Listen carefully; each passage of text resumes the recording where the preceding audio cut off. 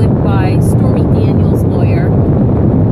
I really question the veracity of the other two claimants, but I really don't of Ford. Not that she had this experience or anything.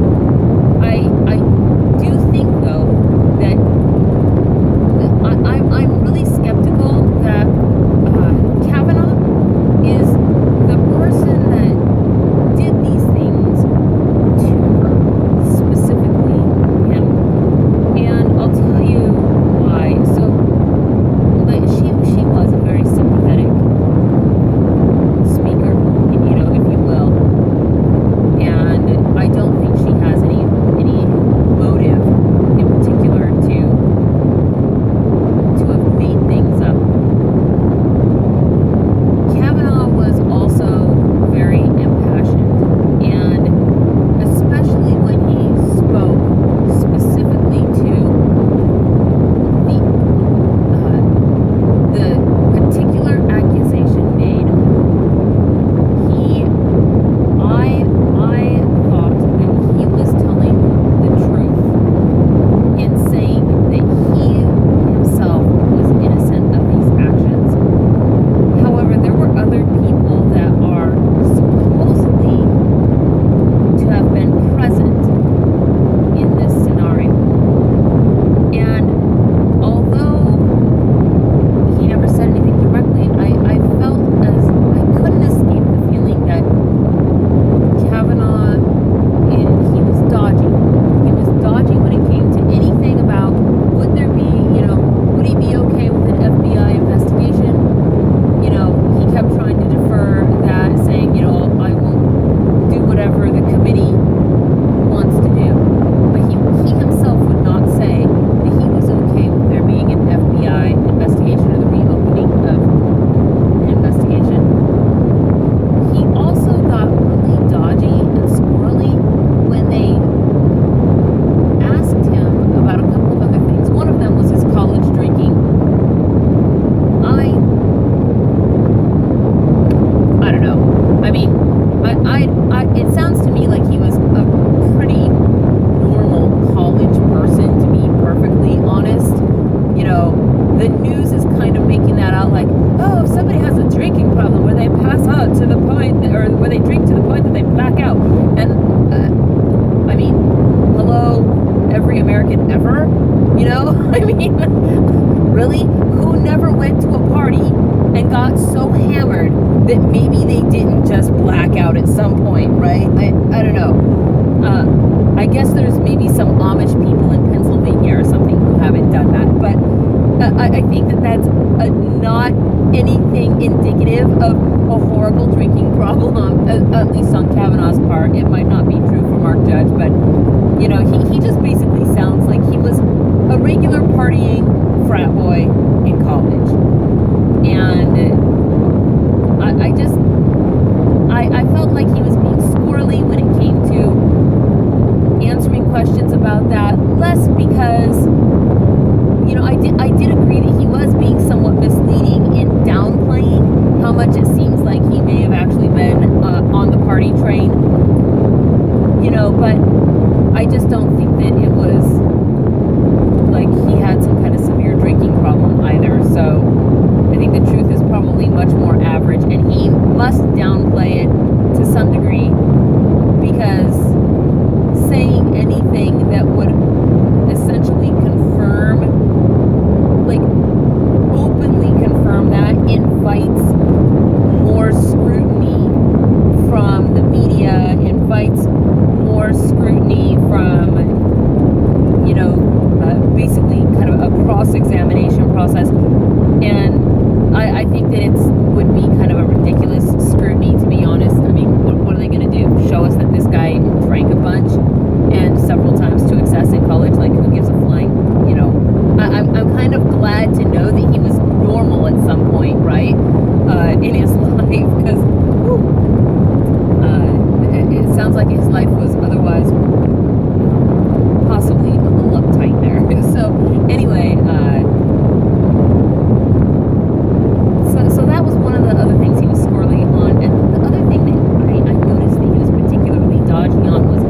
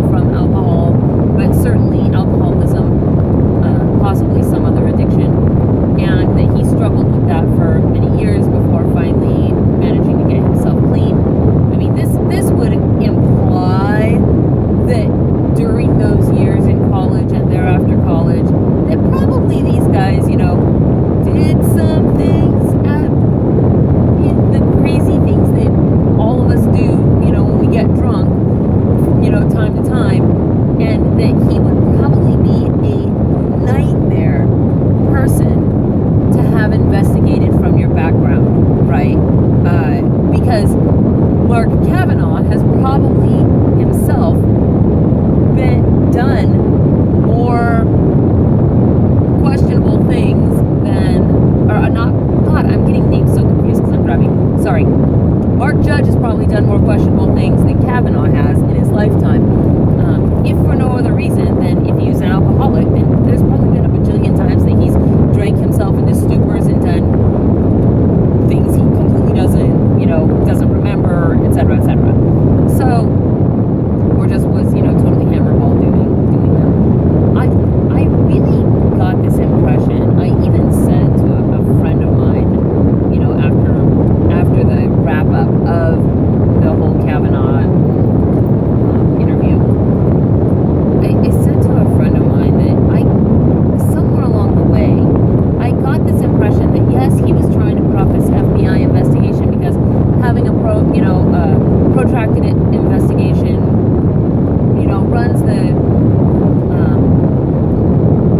runs the risk of him losing his nomination. But there was some part of this, especially as it related to Mark Judge, that I couldn't escape this feeling that he was trying to obstruct it in order to protect these people or stand in the way of these other people who were present being questioned or interviewed, possibly subpoenaed, if things were to take a huge turn south. I felt that he was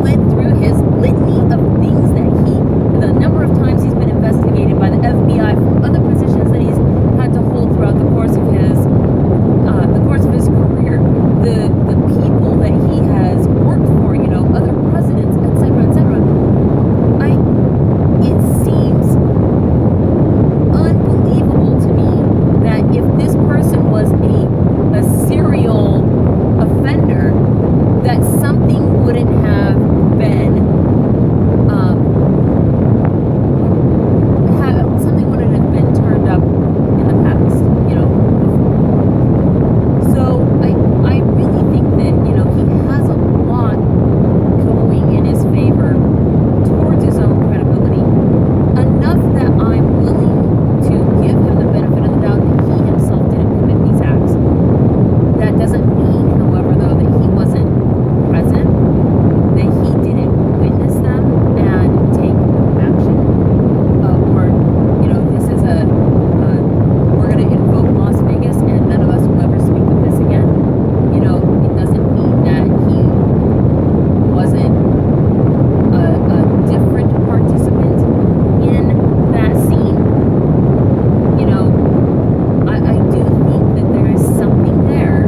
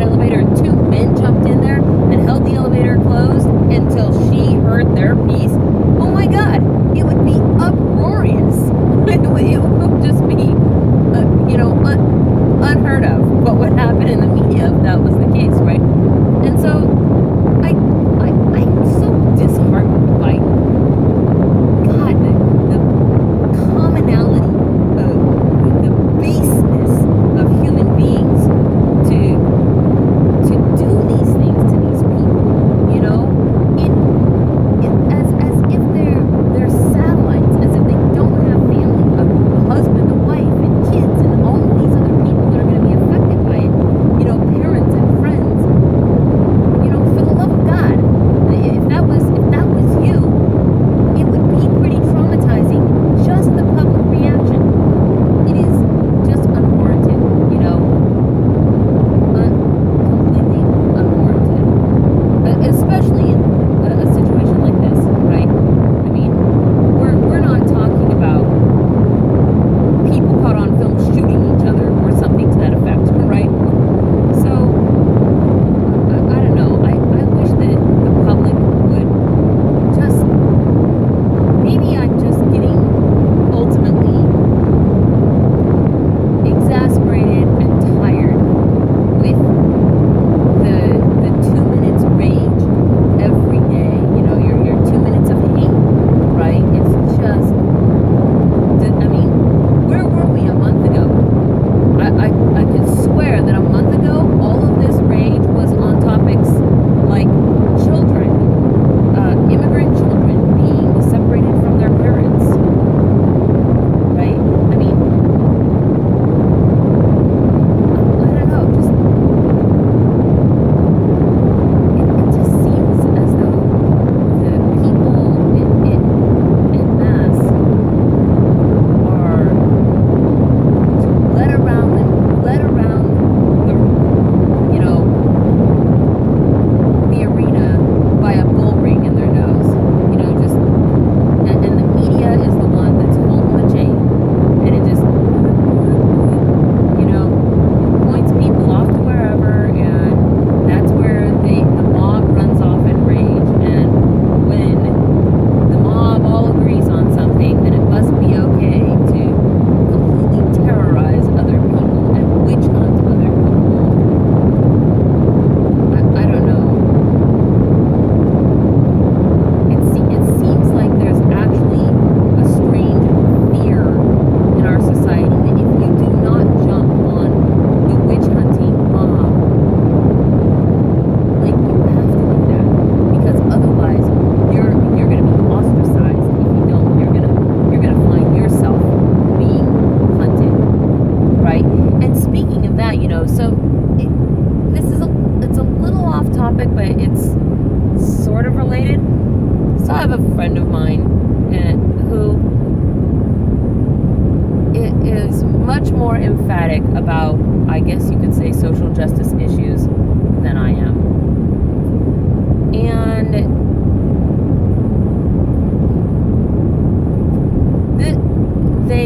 they recently, so they are often talking, and, you know, they're rather vocal about their stances and how they feel about things. You know, they didn't like the whole Kavanaugh nomination, and the whole situation sat poorly with them. And, you know, this friend said publicly recently, you know, wow, because of, and you know, I want to kind of, I feel like I need to sort of preface this a little bit in that, by saying that, you know, this person kind of bulldogs after people like Kavanaugh when these accusations come up, and really jumps on the hashtag I believe her, hashtag Me Too types of bandwagons, right? And you know, and so they can be pretty unrelenting and pretty unforgiving when it comes to this kind of stuff. And recently they said that they were, you know, if I've ever done anything like this, you know, I mean, I'm a person who has changed a lot in my life, right? And if I've ever done anything like this to anybody out there, I would like to apologize to you guys, right? You know, they just made a statement like this, saying that, hey, you know, I used to be a different person in my past. And I hope that I never was like that. But if I was to somebody, I don't know who you are, but please accept my apology. I don't think I did anything like that, whatever. And then this got followed up. This got followed up by them saying shortly thereafter that somebody had called them out on some poor manner of behavior in the realm of sexual misconduct from their past.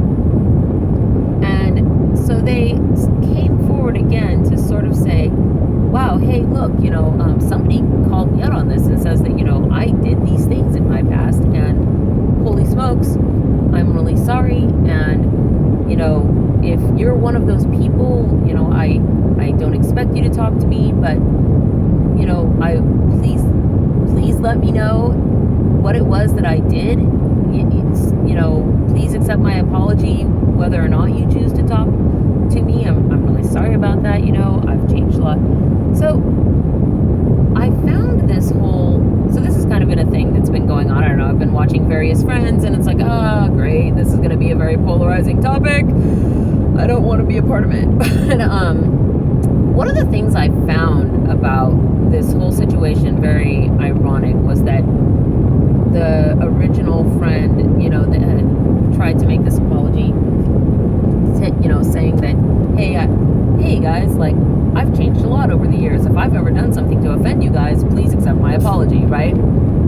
That same person, and not unlike a whole lot of people out there in this world, is super unforgiving of other people that might have done similar things when they were freaking 20 years old, 21 years old, in college, partying, at whatever it was, get-togethers and gatherings and games and whatever it is that everybody's doing, And then you have somebody being a complete jackass going around, groping people's butts and doing whatever when they really, that's obviously not an okay thing to do.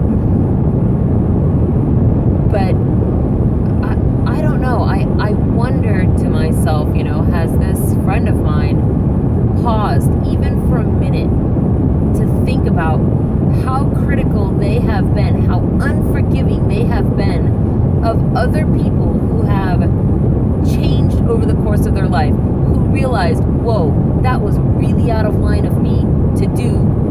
I'm super sorry. And then change their behavior and don't do those things. Don't behave that way anymore, right? Because I think that's a lot of people. I think that a lot of people sometimes aren't even taught that it's not okay to do those things. And until they do it, and then somebody objects to it and is like, hey, what the hell are you doing? Like, don't grab my ass, don't slap my ass. No, who do you think you are, right? Until somebody says something to them for the first time ever, they're like, oh, okay, that's a thing. Shouldn't do the thing. Not an okay thing to do. And then they change, right? I myself have changed. My big thing from my past is that I used to scream at people, but unbelievably, just irrationally. I didn't know any other way to express myself, because that was how my whole family was. When we got into arguments or people got into disagreements, it was all about who could just yell the loudest and be the most insulting to everybody else. Had nothing to do with the points that you were making or the validity of them, right? Those were things that somebody had to say to me. Hey, it's not okay to just fly off the handle and scream at people, and there are ways to communicate and to make your argument, and you too can learn them, but somebody had to say that to me. And I'm sure that plenty of other people, if not every one of us, has an experience like that in our lives, right? Where we used to be a certain way or do a certain thing or engage in a behavior until somebody said, this really isn't an acceptable way to behave. And then that's the first time anybody ever said that to you. So you're like, oh geez, wow, okay, well, I guess I need to change. How do I do that? And then you begin this process, right?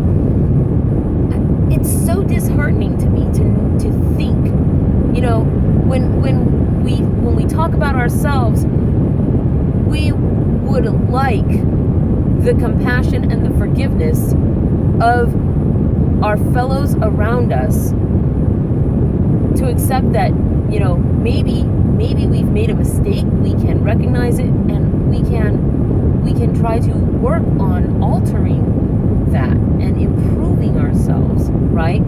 That's how we would want to be treated. But then we've got this social atmosphere where if anybody does something, just, oh, excuse me,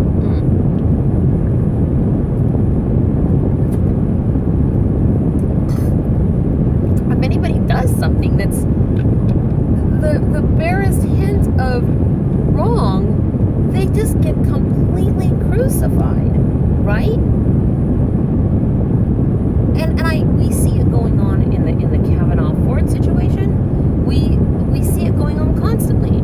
Okay, this is probably where I'm going to lose you guys, because I'm sort of coming up now really into the middle of nowhere, Washington, before I hit south again. So, but I don't know. I wish I didn't feel so cynical about it. I would like to believe that despite the high emotions running, in this situation, that people can imagine that if they were either Ford or Kavanaugh and had, that they would not want this brought on them to bear the way the media and the public have done, let alone going through the actual, question and answering. But they wouldn't want that brought on them or their families, and they too would probably want to plead for some reprieve for that, like for the love of all that's holy, think of the children.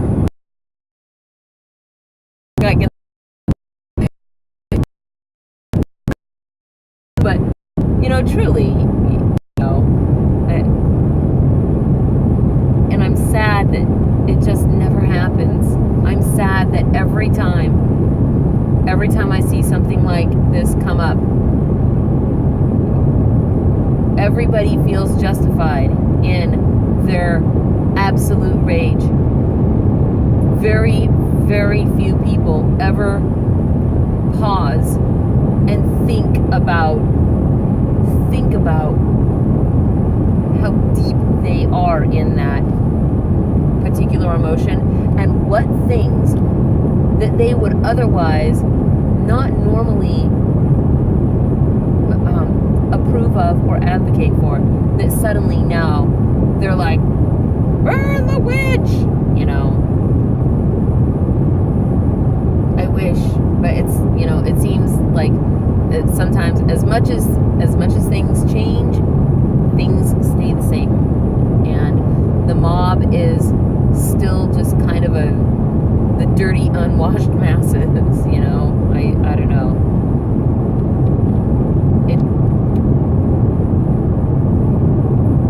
makes me sad, but dang, I wonder if there's a way for me to see comments. I'm pretty sure there is, but of course it's kind of hard to do that while driving. Let's see. Show chat messages. Are there even any of these? Like, is anybody actually out there? I don't know. I'm just like talking. So wait. Oh, yeah. Okay. So yeah, I don't know. We've got 1 week, I guess, now to have this FBI investigation, and I mean, I can keep my fingers crossed that they won't confirm Kavanaugh, but I'm not really holding out hope. I suspect his nomination will go through, and that makes me really sad. So it makes me sad for many of the reasons that I've seen seen from listening to him speak. And the sentence really didn't make sense, right? I mean, but I did watch him speak, so it's like I did see/hear him. I did hear him. I'm not too thrilled with his stances on things. I mean, it's obvious to me that guy is hardcore religious, and hardcore religious pretty much rings in my head as up there with, pro-life, pro having religion and government, Christian nation bullshit that I just is completely, I would like to see the government far, far away from, right? So,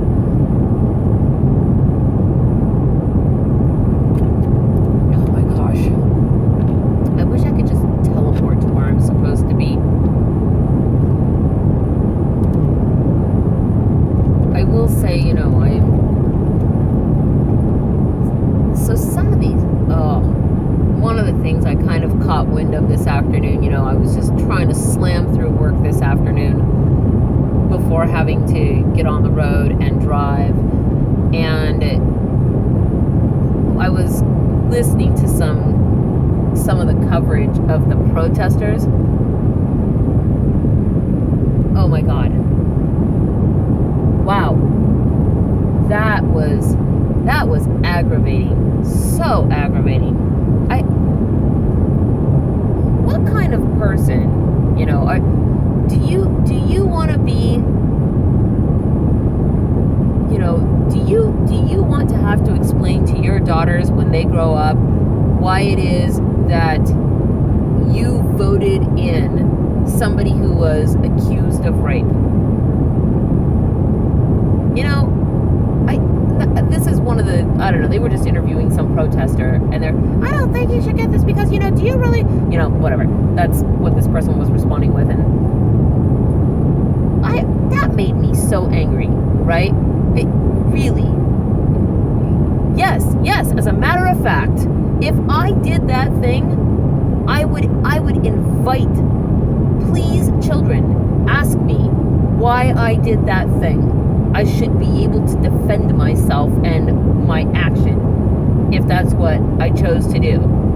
But it is mind-boggling to me that anybody would suggest, right, this idea that, an accusation isn't enough to destroy this guy's career, but he's been accused of rape and therefore shouldn't get these things, right? Shouldn't, and I think that Kavanaugh had some really strong points when he said, because I've been accused of this, I might never be a coach again. I might never be able to teach law again. I might never be able to be, well, I don't actually know what his current judiciary seat is. So I don't know if he's voted in or if he's a federal judge. I guess that means he's appointed. So he probably doesn't have to worry about that. If I recall correctly, he's a federal judge. So, but it's ridiculous to me that I just really hate the fact that a mere accusation is enough to just completely destroy people. Completely. And that all of these folks are okay with that, right? The same people that if it were them, they would hope that to not be publicly scorched, Let's see. They called them witch hunts for a very long time, right? And yes, actually that's true. I read a couple of years ago, really quite a fascinating book called The Hangman's Diary. It's late 1500s. It's the actual account of a hangman in the 1500s who logged every so back then, when people were supposed to be put to death, because putting people to death for crimes was something they did a lot, they would hire the hangman or whoever it was to come in and drop the axe, do the sword, guillotine, whatever it was, just like we do now. Those people, that's an actual job. But back then, those people, they would be hired to go from town to town, and do those. And one of the interesting things, though, so this particular hangman, he kept a record, a diary of all of the executions that he ever performed, and it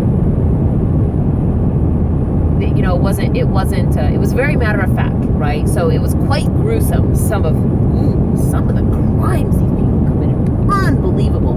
And he was detailed about it where he could be, where he knew the details about the crimes or the criminals. He also recorded those as well, and it was just very matter of fact, not too much in the way of opinion, just kind of, here's the person, here's the crime, here's what I was called in to do, here's how I chose to do it, and here was the result. That's most of what these are. This is an actual book. This is a real person who, existed in the late 1500s. And what was fascinating about it was the beginning of the book, the author does a lot of discussing about law in that time period versus law now, and how it was kind of in this time period of history, 1600s, right, where it was backwards from the way that it is now, which is the presumption of innocence, right? And the person who is bringing the accusation must prove the veracity of their claim. But it wasn't that way, you're right, several centuries ago. And our criminal system, not us actually, because, well, we didn't really have a criminal system in the 1600s, but England, and Europe, of course, did.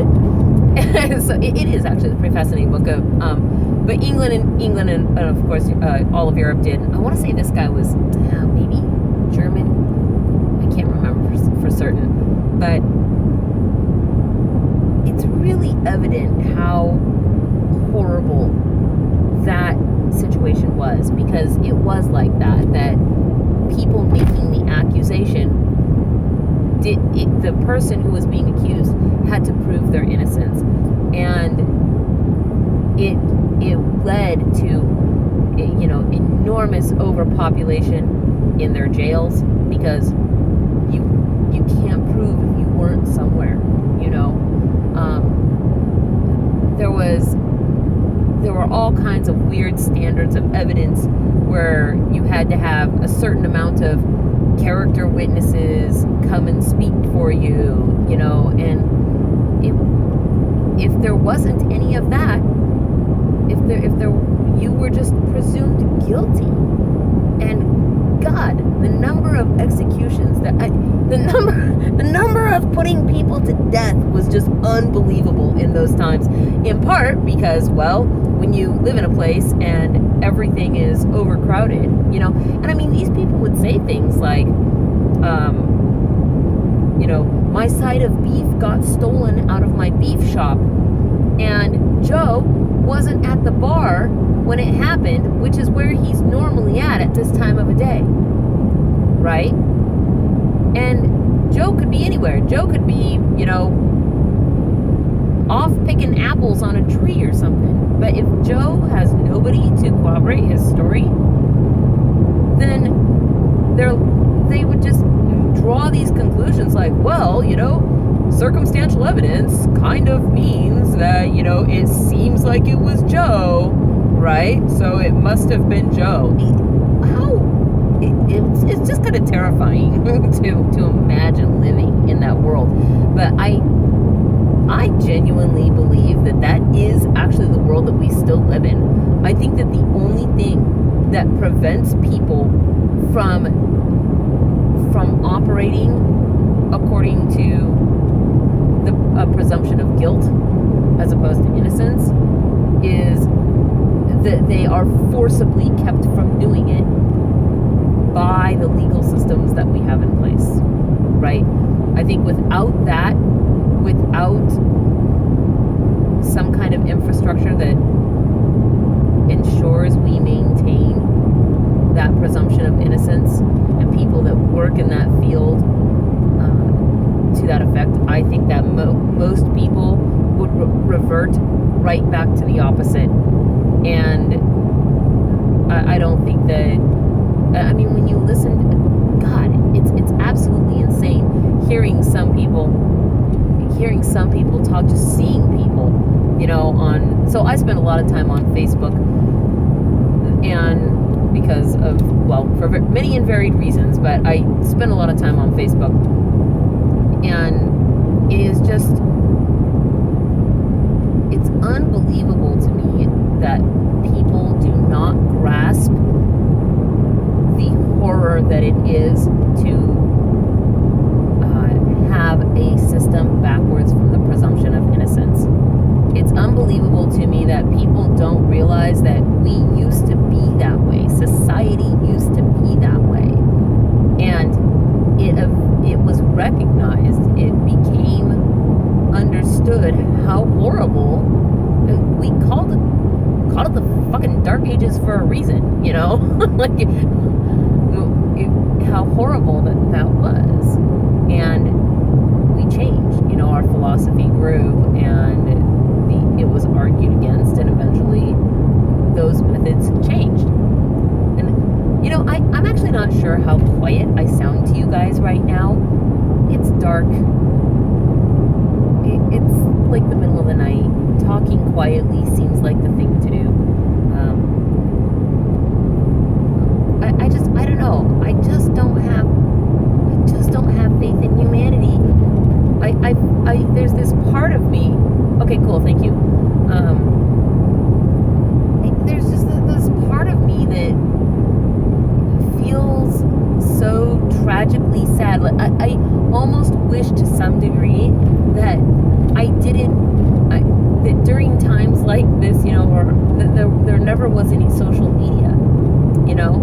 It seems like when I was a kid and these things didn't exist and Facebook didn't exist, you know,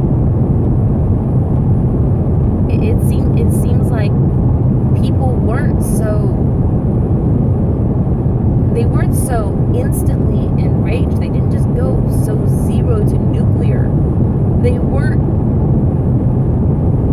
so incapable of being able to process and handle any kind of conflict, right? Any kind. Just so, and I say conflict because, you know, it causes stress when that happens, right? When you want to go to Burger King and your friend wants to go to McDonald's, and you just don't want to get in a fight about it. Okay.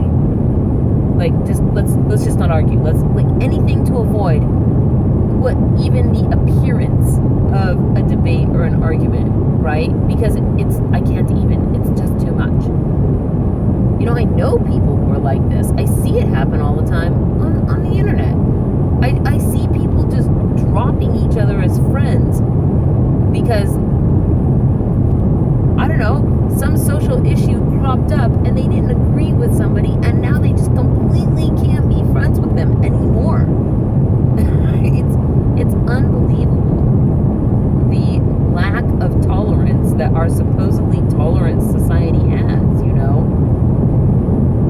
You know, one thing I do think, which is, because I said at the beginning of this, you know, that I believe both Kavanaugh and Dr. Ford to varying degrees about different details, right?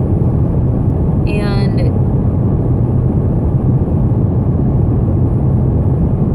one of the things, though, that I do agree with, even though I wasn't too thrilled with, man, I just can't get away from the fact that I really think that this was 100% politically orchestrated. The timing of this, the the leaking of her letter, forcing her to have to go public, the fact that she didn't seem to know during her question and answer, during her hearing, she didn't seem to know that she could have given testimony in private, that none of this ever had to be made public at all. I mean, I know that she says that she felt that she had a civic duty, but maybe that's because at the time that she felt, this was her she was told that this was her option, she thought that her choices were between only this or not doing it at all, right? Maybe if she had known that she could also fulfill her civic duty by, being privately interviewed in the confines of her home, she would have chosen that method of performing her civic duty, right? I really do. If there's one thing I agree with, it's that I think that both Kavanaugh and Ford are to some degree victims of the politicization of this. There's no way, this information was had for so long. Something could have been done at any of that time, and it wasn't. And boy, I would really like to see whoever it was that leaked that letter. I would like to see whoever it was that strategized this, just break those people across the coals, because it's them that is contributing to effing up our entire government, making a farce out of our government. It just pisses me off, And don't get me wrong, I think that the Republicans, during their question and answer, ceding their time and the way that they chose to do things, they were pretty douchey themselves, but holy crap, we wouldn't even be in this situation if it wasn't for the BS that the Democrats pulled getting us here, I mean, it just makes me so angry to think about that. And it makes me angry in part because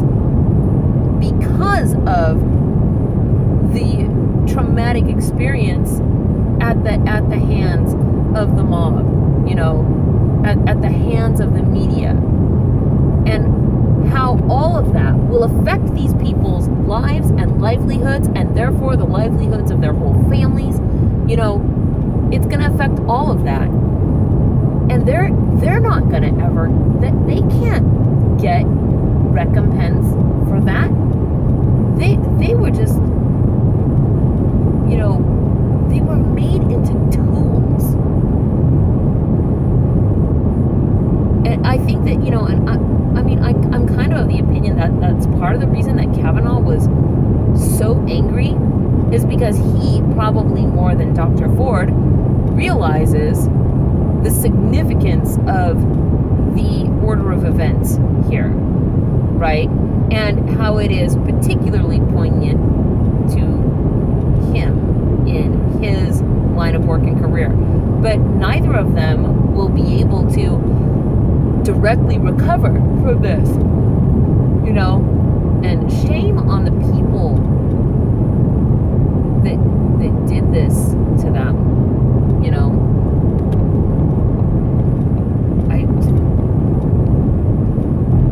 I guess I feel like I should caveat everything by saying, and if it comes out that in fact Kavanaugh is in fact a rapist, well, then to hell with you, dude, and I hope you have fun in prison. Don't drop the soap, right? My mercy goes away a lot once you've been convicted, right? But until then, especially with what I do believe is a pretty severe lack of compelling evidence at this time, I think it's compelling enough to believe that something happened, compelling enough to say that there should be an investigation, not compelling enough to literally call that dude a rapist. So, yeah, I know it doesn't have a statute of limitations, on, at least not on this type of violent sexual crime. And I do agree that it should be looked into. I think that there is more than enough. I think there's more than enough hard to say evidence. Her testimony counts as evidence because it was under oath, I guess, even though it's not really a trial. It would be perjury if she were to be lying about it, and so punishable, you know. But I do think that there's enough compelling reason to investigate the matter more. And I'll tell you, one of the reasons for this is less to demonstrate, like, because I think that something happened, and I think that Kavanaugh is trying to avoid it being looked at. I think he's trying to avoid having people brought on trial. Doesn't that dodginess, right? Doesn't that willingness to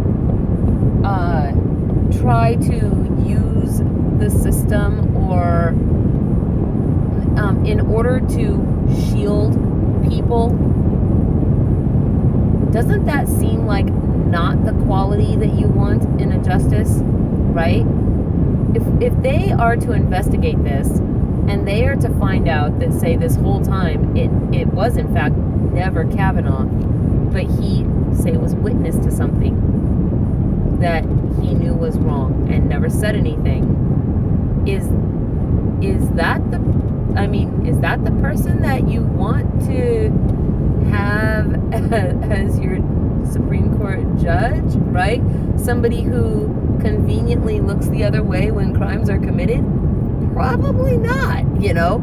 So even if we weren't investigating him to find out, you know, whether or not the sexual misconduct took place, I do think that an investigation might show us other qualities and aspects of him that maybe really aren't the best, right?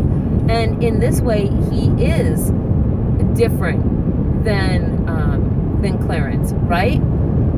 You know, in his particular case, oh God, so retarded that was, but you know, there weren't other people involved, and in this group illicit group activity, maybe the wrong word, illegal group activity. So, oh my God, now I'm surrounded by semis. I hate being surrounded by semis. Let's see.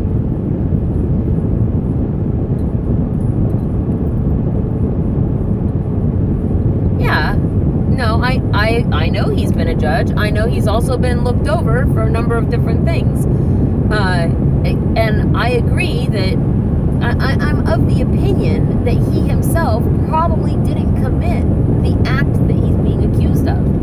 But I don't think the other people in this scenario are quite as innocent as he is. And just because he himself didn't do it doesn't mean that he himself isn't knowledgeable of it, right?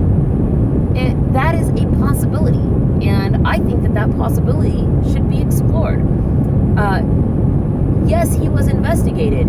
He underwent his questioning, you know,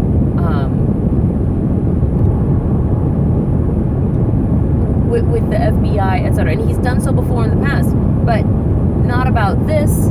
And the reason, of course, not about this is because there's never been any reason ever in the past to, right? The only people who knew about it that were, you know, I guess able to talk about it were all keeping their mouths shut until something, right? And has been saying something here and there for several years, right? So, well, yes, you do actually just get to investigate someone's life. That's exactly how this process works. That's what they're supposed to do. I mean, what do you think is supposed to be happening here during this process when credible questions, you know, reason to question this guy's fitness for the job come up? That's what's supposed to happen. So I do think this is exactly the right process. I do think there is enough reason, not on witnesses, I call them that, but, not on the accusers number 2 and 3. I think accusers 2 and 3 are trying to ride a gravy train, but he's applying for a job. Okay, they checked his background before any of this came out. So there was nothing to look at because nobody had said anything. I get that. But, nobody's looked into Mark Judge, and he was apparently a part of this whole scene, right? So it's time to start questioning. I agree, he hasn't had any of these things. And I actually said this earlier. I said I think that it speaks in his favor, and to the fact that it's part of what makes me believe that I don't think that he is the person that committed these acts, but I do think that these acts occurred. And the question is, who did what and when? But I don't think that Kavanaugh was the person that gang raped this chick. I honestly don't. And the reason that I don't is because I think that type of behavior is something that we would have seen other indicators of throughout the course of his career. I agree with that. I don't think 85 women would have overnight, signed any kind of documentation or statement speaking on his behalf, And we're not talking women like my bartender, we're talking about not my personal bartender, but women like, whoever his local bartender is. We're talking about, professionals, right? Like highly respected professionals. And I agree that there are a lot of things that speak to him not being guilty of this specific accusation of sexual misconduct. But I think that there are other things that are going on here, and certainly that is exactly what's supposed to happen in this process. We're supposed to find that crap out, and then find out, and then we leave it up to, the committee, and then of course, to, the Senate and the House to decide whether or not they think that those concerns are disqualifying, substantial enough to be disqualifying. It's so awesome that I haven't lost you guys, actually. It didn't exist in the minds of anybody that would have known in the investigation. It obviously existed in the minds of the people who were there with whom the scenario took place, right? The information absolutely existed prior to his FBI investigation, and had it been made known, not publicly, but had it been made known to the people who were going to be in charge of that when it started, they would have investigated it as a part of that original process. And the reason that they didn't, and the reason that it wasn't made known to the FBI initially, is because the asshole Democrats withheld that information until now. So if that information had privately been forwarded on to the appropriate people, he would have been questioned about it. And that's why this should be reopened, is because obviously he should have been. Somebody tried to say something in a manner that, would have spared everybody a whole lot of crap, right? And this could have been vetted a long time ago. So, the fact that it wasn't doesn't mean that it shouldn't, or that the situation itself never existed or didn't happen. So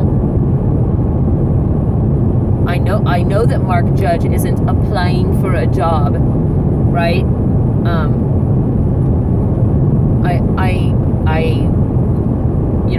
What I originally said, and I'll repeat it again, is that the scenario in which Kavanaugh is being incriminated involves multiple people.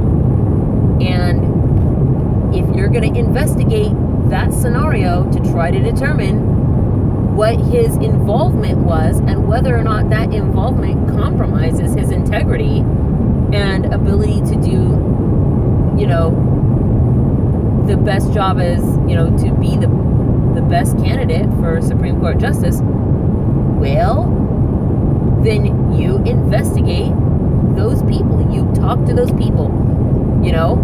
When someone's accused of stealing a car, you try to find any witnesses. Whenever an accident happens and police come to the scene, it's not as if they only talk to the specific people in the accident.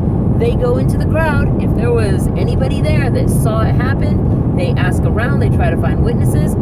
That's what you do in order to truly investigate something. So, since the thing he's being, implicated in involved multiple people, two minimum, 3, I think is what she said, then yeah, it absolutely stands that they should be questioned. If there's going to be a reopening, which, as I understand, it is. They've got their whole 1 week thing to do.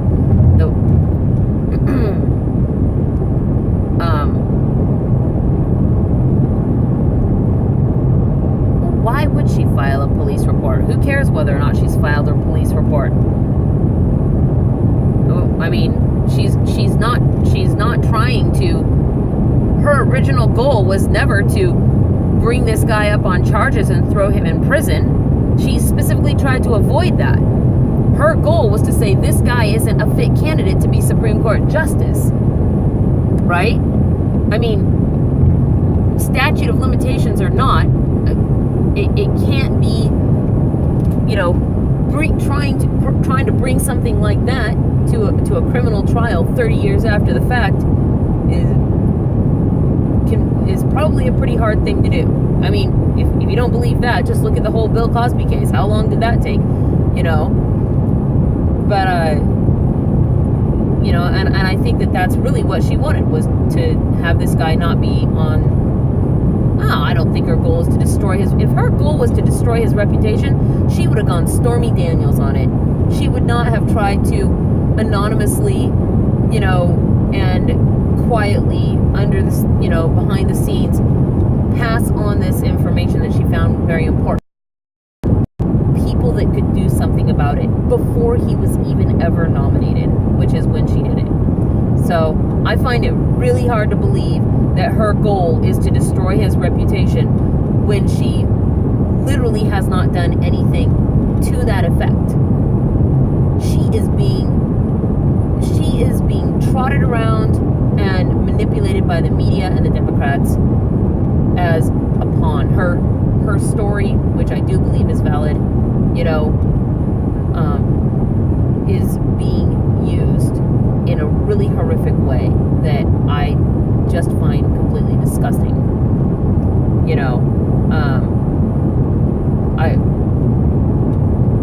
The way that it's being used is really gross. Whether or not, that doesn't affect, however, whether or not it's true. And I do think that it's true. And I do think that if Kavanaugh was involved in it, in any way, we have a right to know that, because we are talking about an illegal activity. We're talking about, a terrible crime. And if he was involved in it, if he was knowledgeable of it, if he was, witness party to it in any way, shape, or form, we should know whether or not he was. If for only knowing that he's willing to cover up for people, he's willing to look the other way during illegal activities. That is effectively being an accomplice, and we should know if a Supreme Court judge is or has done that, because that speaks to someone's character. What else he might be willing to do? Who else is he willing to, grease palms with, right? What else was her goal other than to dip into politics and prevent a judge from taking another bench? Guilt by association. Either he could. Okay. If you helped people commit a crime, you have some responsibility in that crime, okay? Even if he isn't the person that sexually assaulted her with his dick, okay? If he facilitated that or assisted in that, he has some measure of responsibility, and that is also a crime. So we should find out whether or not that's the case. I don't want a Supreme Court justice that's willing to fucking grease palms with people, you know? Not okay. In fact, completely unethical. Just saying, you know? Just saying, right? So, you know, and I'll reiterate what I think her motivation was. I do think that her motivation was to prevent Kavanaugh from getting a nomination. I do not think that her motivation was anything beyond that. Because if it was, you know, she wouldn't have gone about it the way that she did. She wouldn't have wanted it to be, she wouldn't have said, you know, don't do anything with this, you know, meaning don't go public with this, right? Like, I'm telling this to you people over here so that you can not make this nomination, essentially, you know, without, she must have known that if, you know, such a thing going public would be radically damaging to everyone, not just him, to, you know, to herself and her own family. She must have known that, right? Obviously, she didn't want to try to press charges all this time after the fact against him, because she's been going to therapy for however many years, and it's not something she's ever decided to do in 30 years and still hasn't decided to do.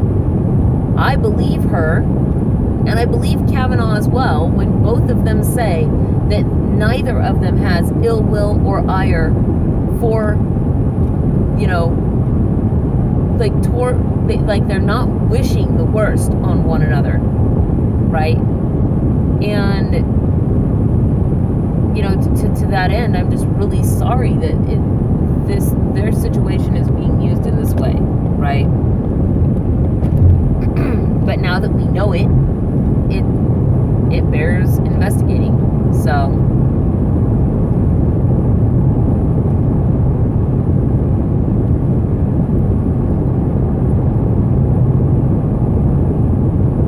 like, what does her being a psychology professor have to do with anything?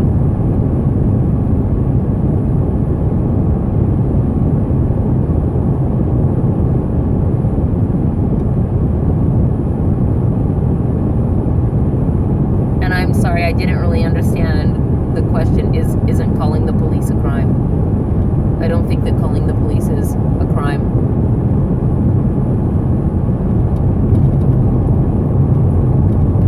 But what does her being a psychology professor have to do with anything? I don't really understand that. Like, who cares? Millions of women have been at, you know, have done the whole pussy hat protesting march. So what? You know, that doesn't mean they all agree on everything. That doesn't, I don't know. I don't know where you're going with this.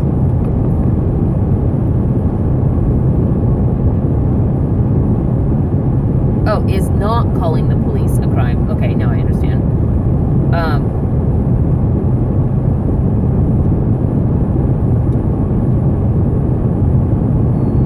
No. Participating in a crime is a crime.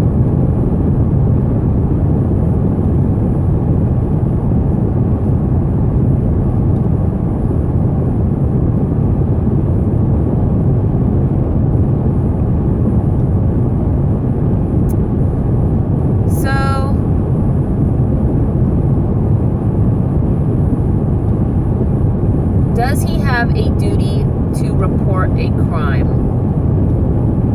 You know, I can't speak directly on that. I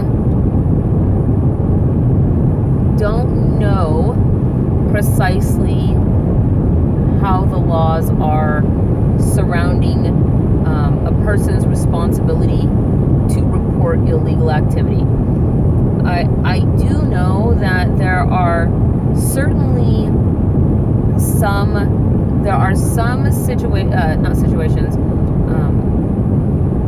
jobs that people have. So right now, for him, if he were to witness a crime and didn't, yes, because he has taken oaths of office, which specifically bind him to doing certain activities. Now, obviously, back in high school, he was not under an oath of office or anything like that.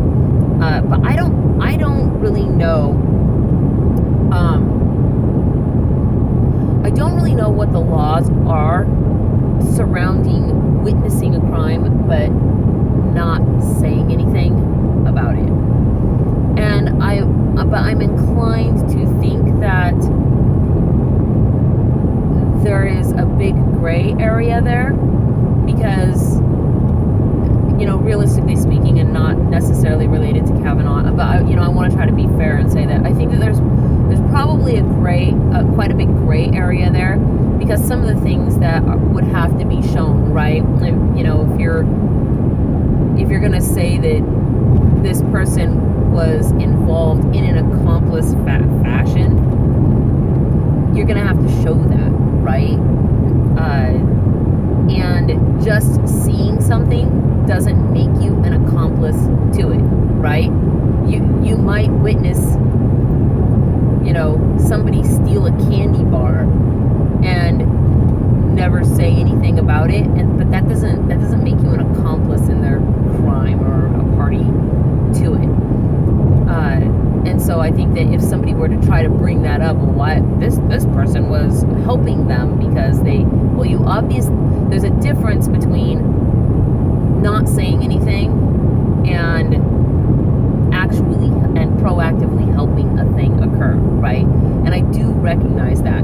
But in her testimony, she discusses how multiple people were physically engaged with her, not just one person.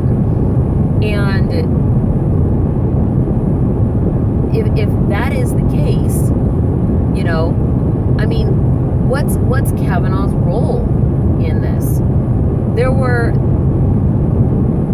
I didn't hear this in the part of Ford's testimony that I heard, but I did hear, I want to say when I started looking into it, and I was reading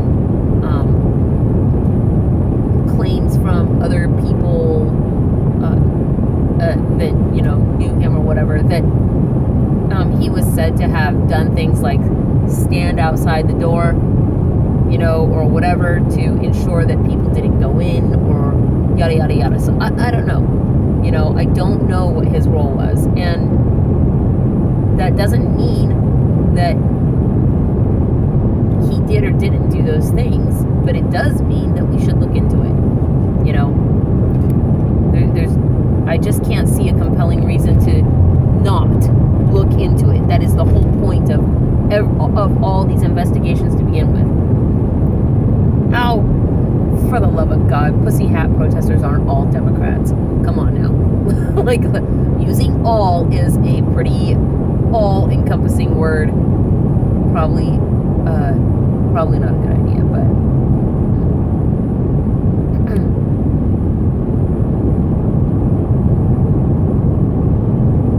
sorry, I'm totally like, one, I'm really thirsty because I have air blowing on me, because my air conditioning actually keeps my phone cool.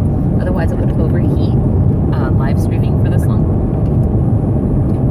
Let's see. Oh my God, this is gonna be the longest drive ever. Not even out of Washington yet. Let's see.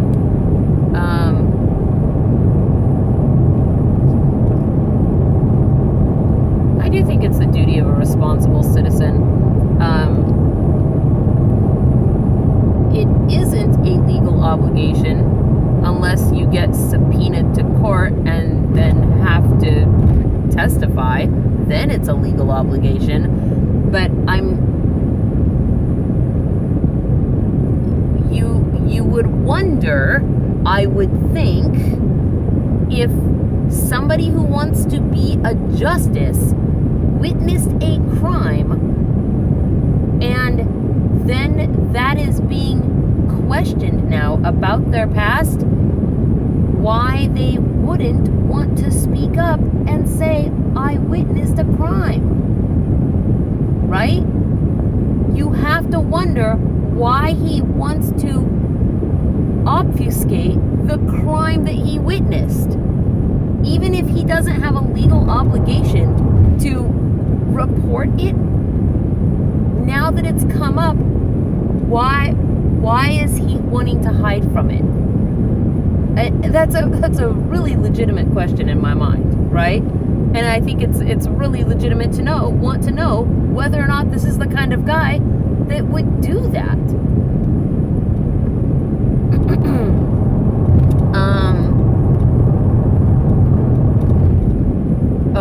I am going to Oregon, Eugene to be exact.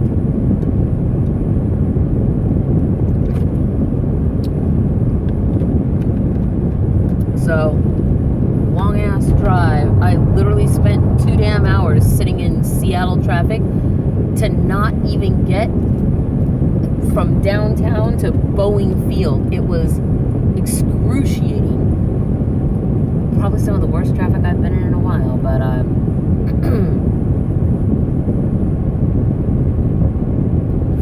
from a woman who changed her story 6 times already. Let's see, the investigator she talked to. Let's see. I really kind of think the way that she was actually questioned to begin with, like the whole business about her and her questioning seems sketchy to me to begin with. To be perfectly honest. I don't think that she was given very good counsel, if you will, on that. I think she was maneuvered, which is sort of sad to say, but I do think that's happened. Yeah, but the thing is that why would we have a criminal trial? We're not trying to put him in jail, right? And really the only person that could do that would be her if she wanted to bring charges against him after all of this time. And quite frankly, if that was the case, why would she even be doing this? Skip straight to file charges, right? It's not like she had to go through this step, right? This step is particularly a way to, since sending a letter that was supposed to be confidential failed, in order to stymie the process before it ever began, which would have been a much less painful thing for everybody, right? If this had been passed along appropriately and people were like, maybe Kavanaugh isn't the best choice. Who do we want to nominate instead, right? That would have saved a lot of people a lot of pain. And that's the route that she chose first, right? So, then kind of how everything sort of played out from there just seemed politicians fucking around with someone's life for their own political gain. 2 people's lives for their own political gain. And is sickening to me on the side, on, many parties. No, I don't think she's trying to screw his career. If she was trying to screw his career, she wouldn't have tried to do any of this behind the scenes. She wouldn't have tried to be subtle about it initially. If she wanted to screw his career, she could have done it 15 years ago. She could have done it at any point in time that she decided to just file charges against this guy for a rape case, to put him away in jail. That probably would have been enough. In the last 5 years, she could have done it at any point in time. She could have brought this up to the public eye. She didn't, I don't think she's trying to ruin this guy. I don't even get that feeling from her as a person. I mean, did you, out of curiosity, did you actually watch her testimony? I'm curious.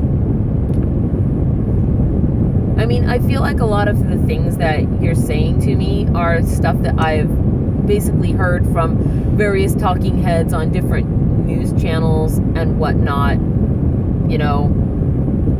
I just, like, they're kind of talking points, I guess, which is fine. I mean, I agree with some of the talking points and I disagree with other talking points. I do too, so I'm not ragging on that at all. I guess I just feel like if you don't have the context of having seen them, those talking points are really, really different. Like the whole business about her changing her story 6 times, right? If I hadn't actually seen her talk, right, well, his career isn't actually pretty much over. I mean, he might not be able to teach law. That's true. He might not be able to be a coach again. That's also possibly true. But if he's a federal judge, which I think is correct, then he is appointed to his seat. So he would only not be a judge if his appointment was revoked, right? Like the public doesn't vote him out of that position or into it. So he could continue perfectly fine, doing what he's been doing. So, oh, hey, Halcyon. Yeah, okay, I agree with you that I found her voice annoying. I found her very mousy, I guess, and more soft spoken than I would prefer. But I did find her genuine, though, which I suppose is saying something considering she's a psychology professor, and I tend to not have very much love for that branch of sciences. So.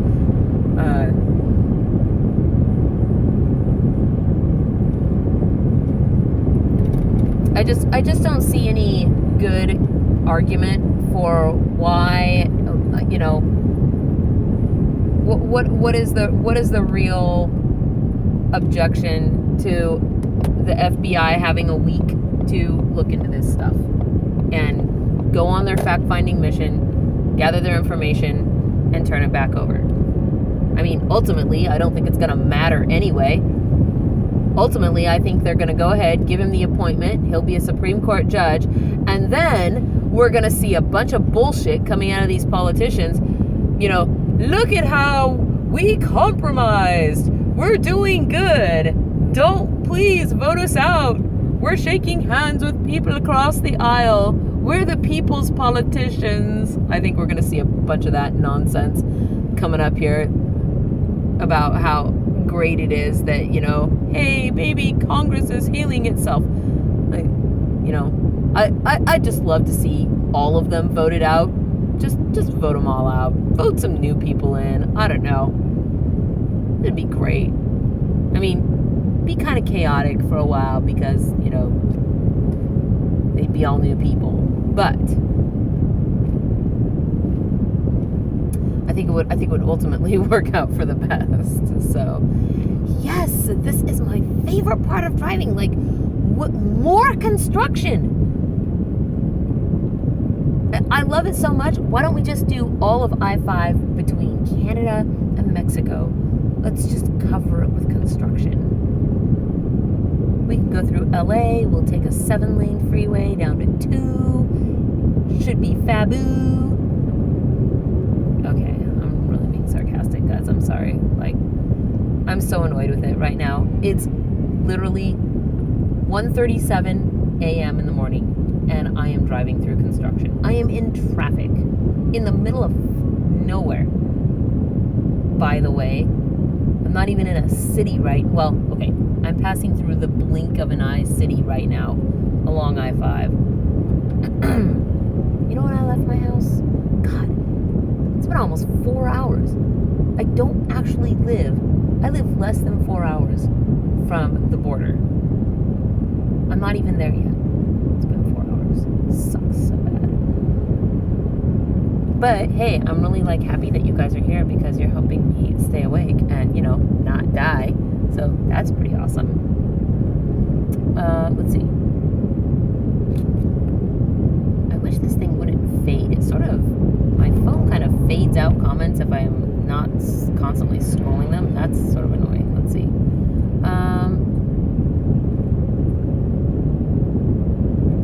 I mean, I don't think Ford. I don't think Ford is trying to politically smear him. I think the Democrats are trying to politically smear him for sure. I don't even see how that could be contested, really. And maybe not all the Democrats, but certainly the party leaders. This was freaking orchestrated. You know, but I actually, sorry, like the lane is, they're repaving the freeway, and so all of the lanes are narrowed down to one, and there's all these, you know, orange, what do they even call these things? They're not barricades, they're not, Jesus, like some of these are all the way over, like dangerously in my lane, as in if I didn't go around them, I would hit them. You know, they're not cones, they're like barrels, they're like orange and white striped barrels. I don't know. I'm really disturbed by the fact, though, that some of these are actually coming over the line and into the lane. Anyway, so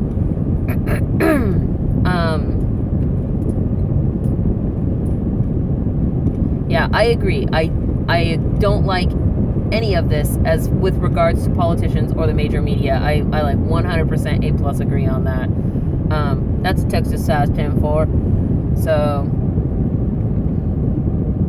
let's see. The everyday people responding, I also think is horrible. And I mean, like on that, we are like completely agreed. I just, you know, I don't think that Kavanaugh did the specific thing that he's been accused of. I do think something happened. I don't think that Ford is lying about her experience. I do think that it's very possible that she is misremembering, you know. I mean, this whole business about her changing her story 6 times, oh my God. Okay, so I'm just, first of all, having studied to some degree,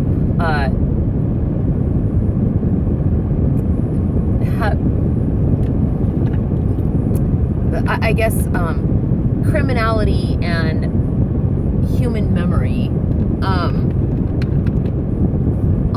I am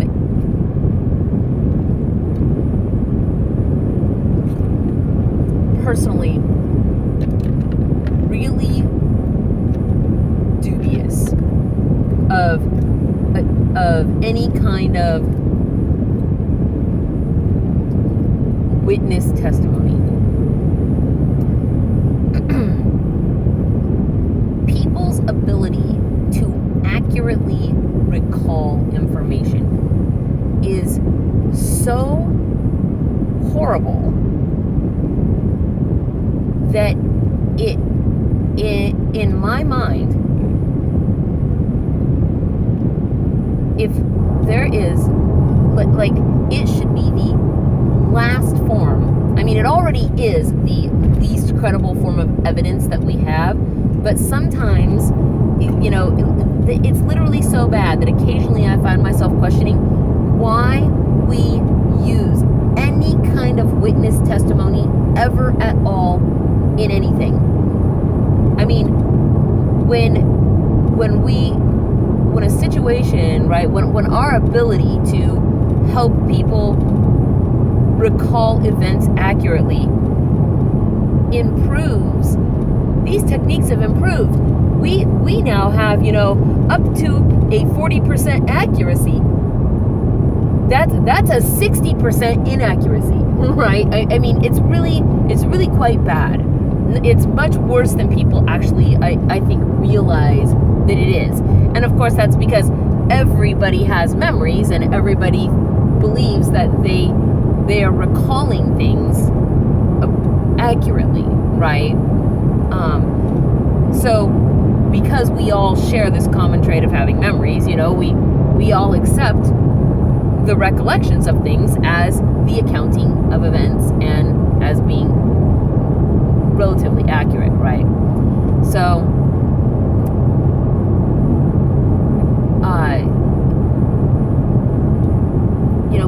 people testifying to me is already something that I'm so skeptical of. And my God, I'm freezing cold. It's because I have my air conditioning on. Well, the cold air on anyway.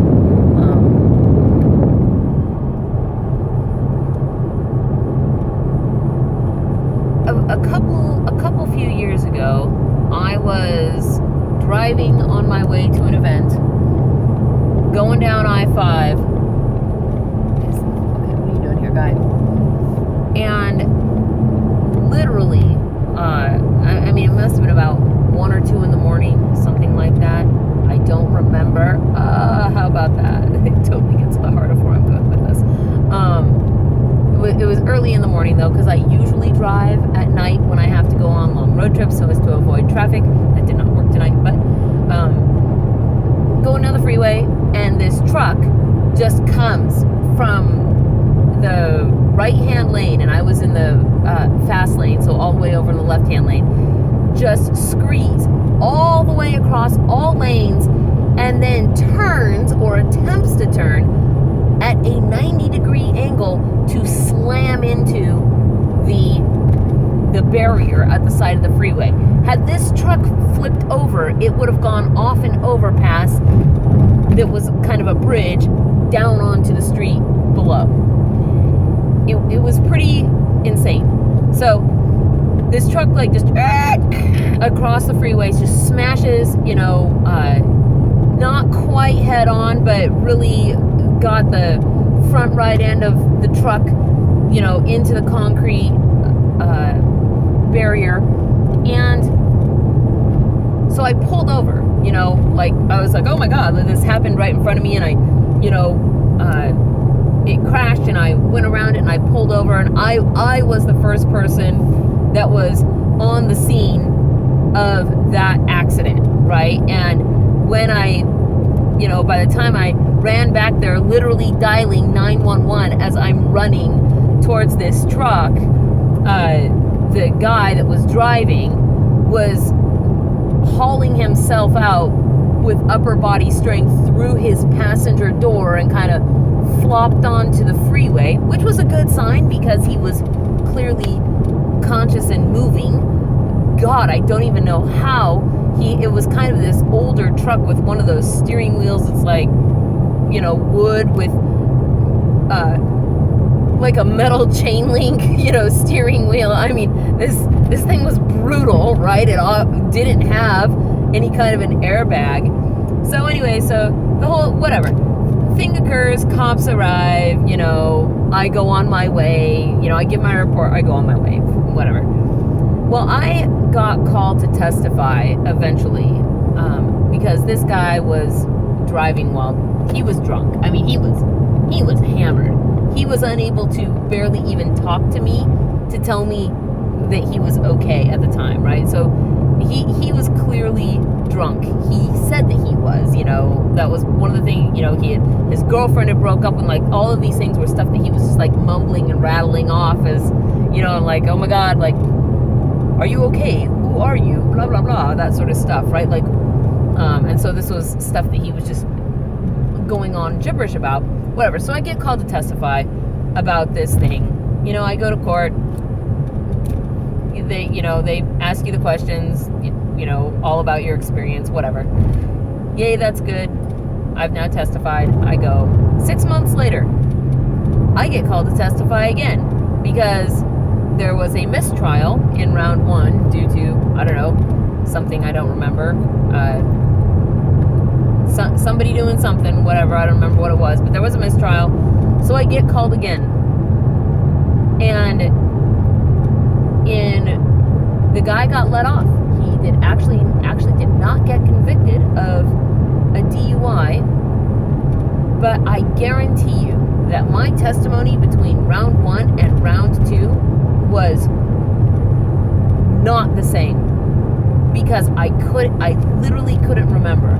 I couldn't remember whether this guy had like an oldies kind of a truck, like a classic car sort of a truck that he was rebuilding, versus whether or not the truck was just an old model, right?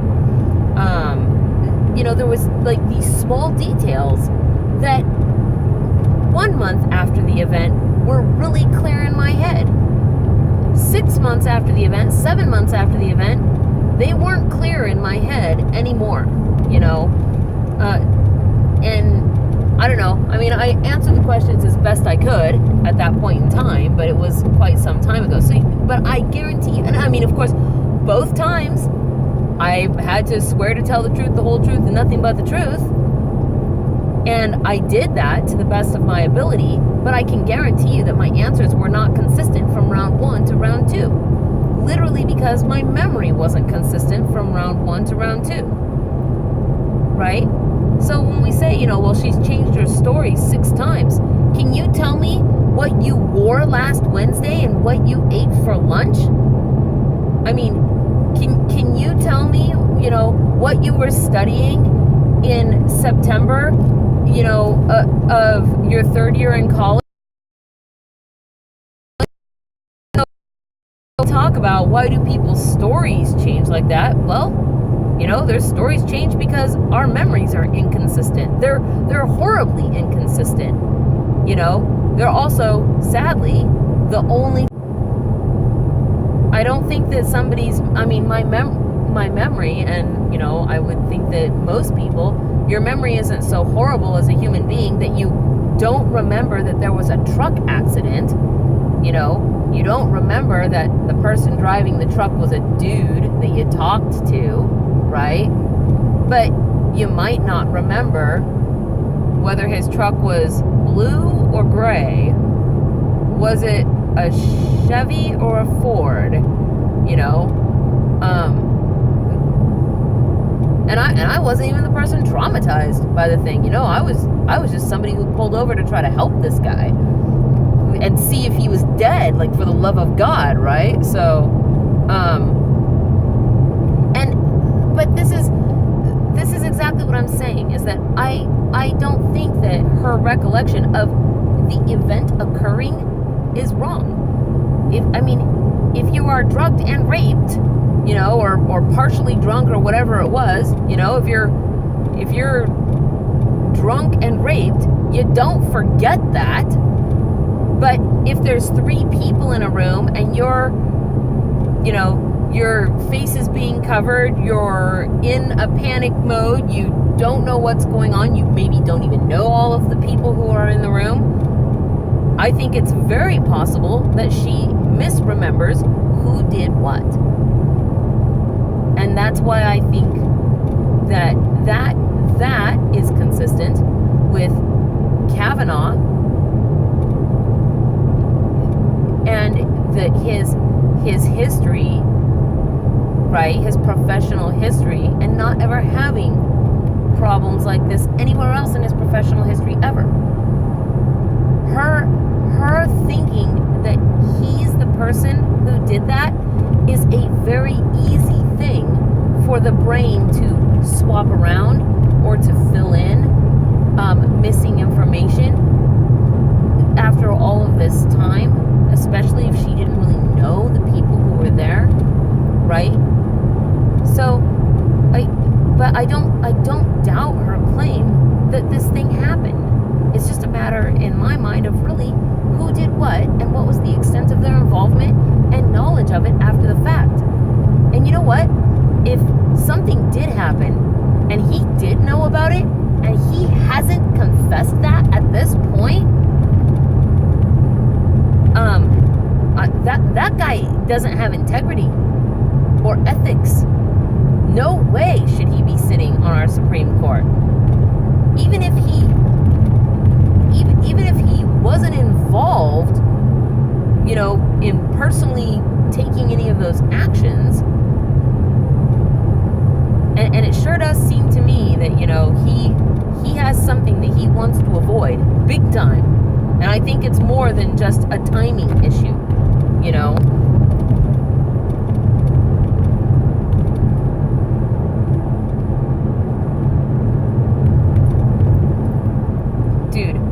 every time you come on my channel, Femfic, all you do is rag on me.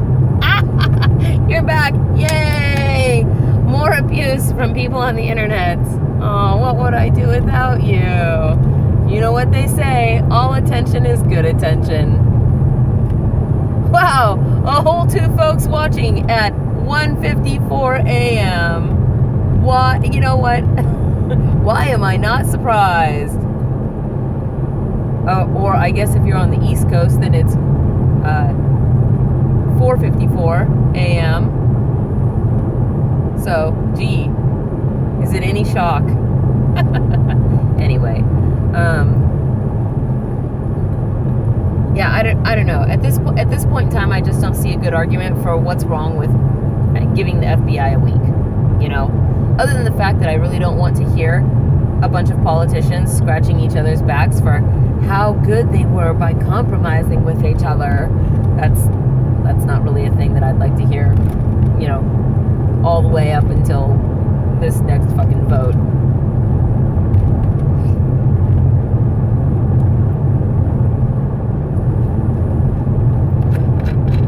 Well, go on another fucking live stream then. Jesus.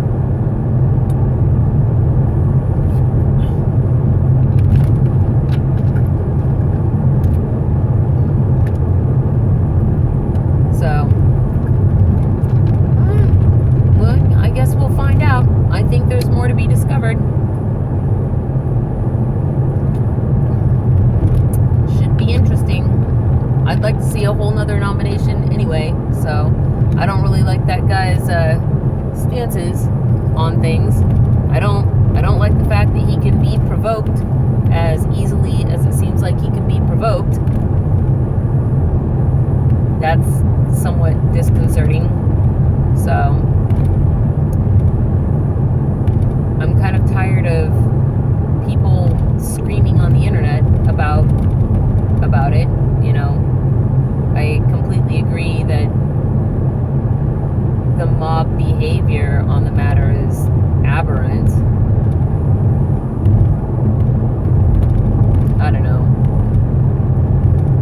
I don't want to live amongst people. I want to go be a hermit. I want to be a hermit with internet. Is that possible? Yes, it is. You just have to be like rich and Johnny Depp and buy your own island, and then you can be a hermit with internet. Hey, Black Knight, how's it going? I don't think I saw you here earlier. Okay, he has had 6 FBI investigations. Like, I totally covered this earlier with Sweet and Sour, but so he hasn't had 6 FBI investigations with relation to his 1 mile, keep left onto I-5 South Supreme Court nomination.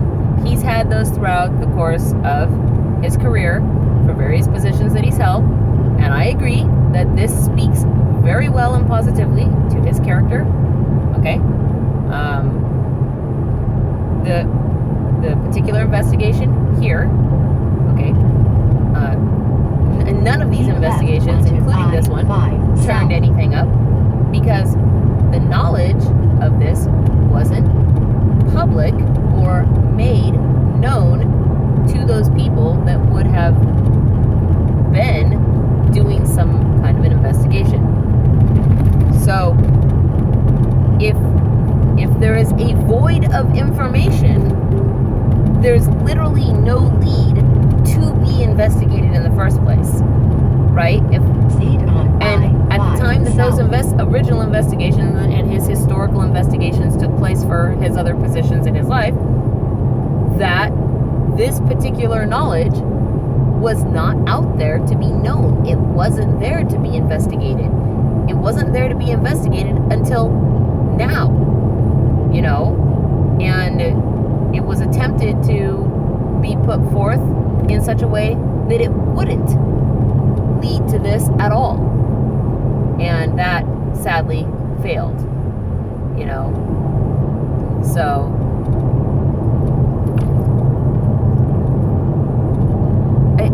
I'm not sure I understand where you're going with what can't be a pattern, and the Me Too thing was going on for a while. Like, sorry, please give me more context for what you're saying.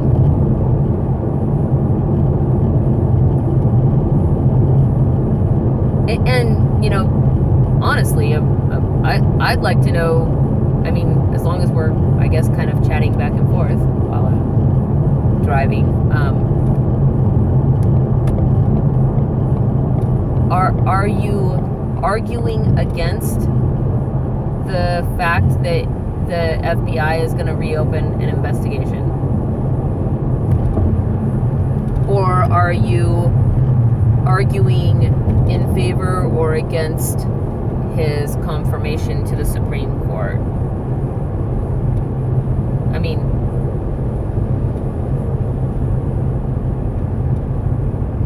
I don't actually know what your stance is on the thing, so I guess I'm just inquiring since you're there and talking to me, which I thank you for, because you all keeping me awake. Let's see. So, you're saying there's a motive on the part of Dr. Ford. Is that what you're saying?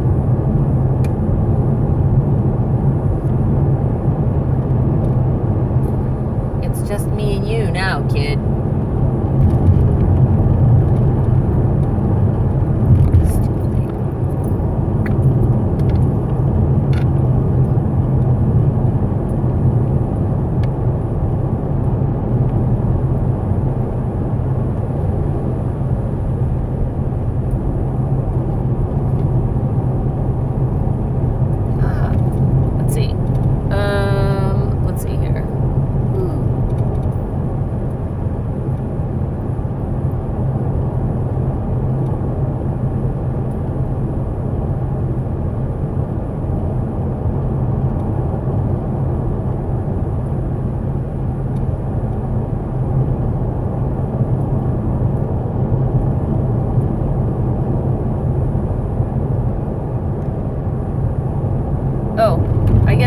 I guess that's you left with me then, Halcyon.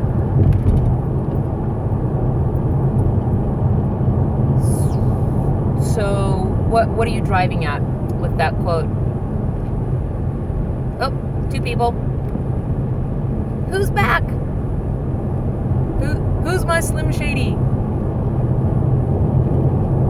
It's probably a terrible reference on my part.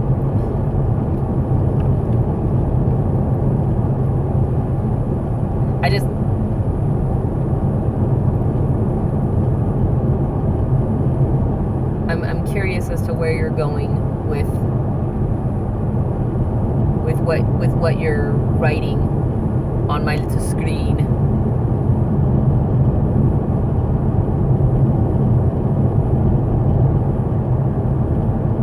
Oh, yeah. Well, I mean,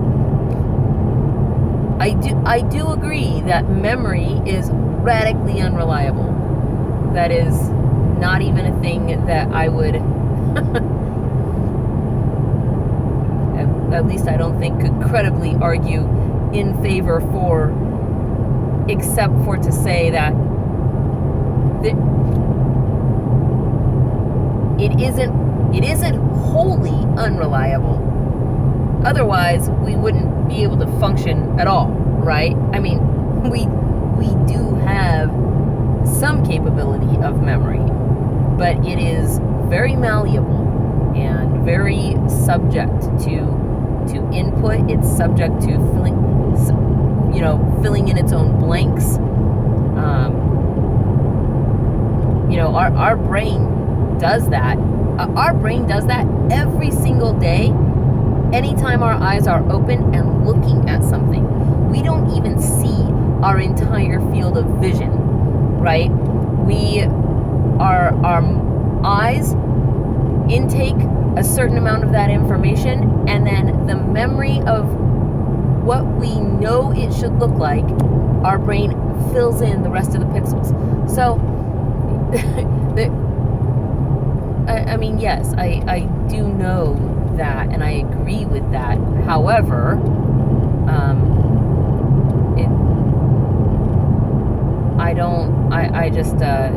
I don't think that means that it's 100% unreliable, right? I think that the truth is somewhere in the middle. It can't be 100% unreliable. Otherwise, we wouldn't know who each other are, right? Insofar as we know each other over the internet. Let's see. Okay. Oh, hey, welcome back again, Sati. Are you my Slim Shady Black Knight? Are you my Shady Knight? Let's see.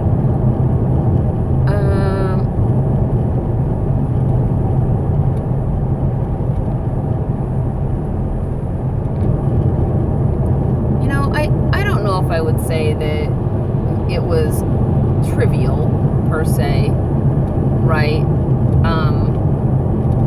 And I certainly don't think that we can discount. I mean, you remember going to high school, don't you? You remember being on a sports team if you were on. Holy shit, I'm speeding. Yikes, by a lot. You remember being on a sports team or whatever it was you did, right? I mean, I can remember things I did in grade school. I can name every grade school teacher I had except for one of my kindergarten teachers and my 4th grade teacher. Because I didn't really like her, if I recall correctly. But I remember there was a she, right? I mean, so...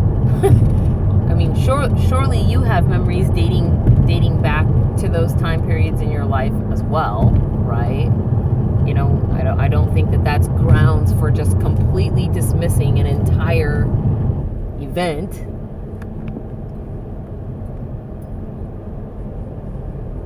Especially, one that was so poignant.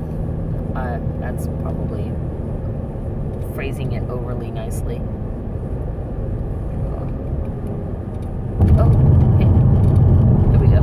So, okay. So here's the thing, right?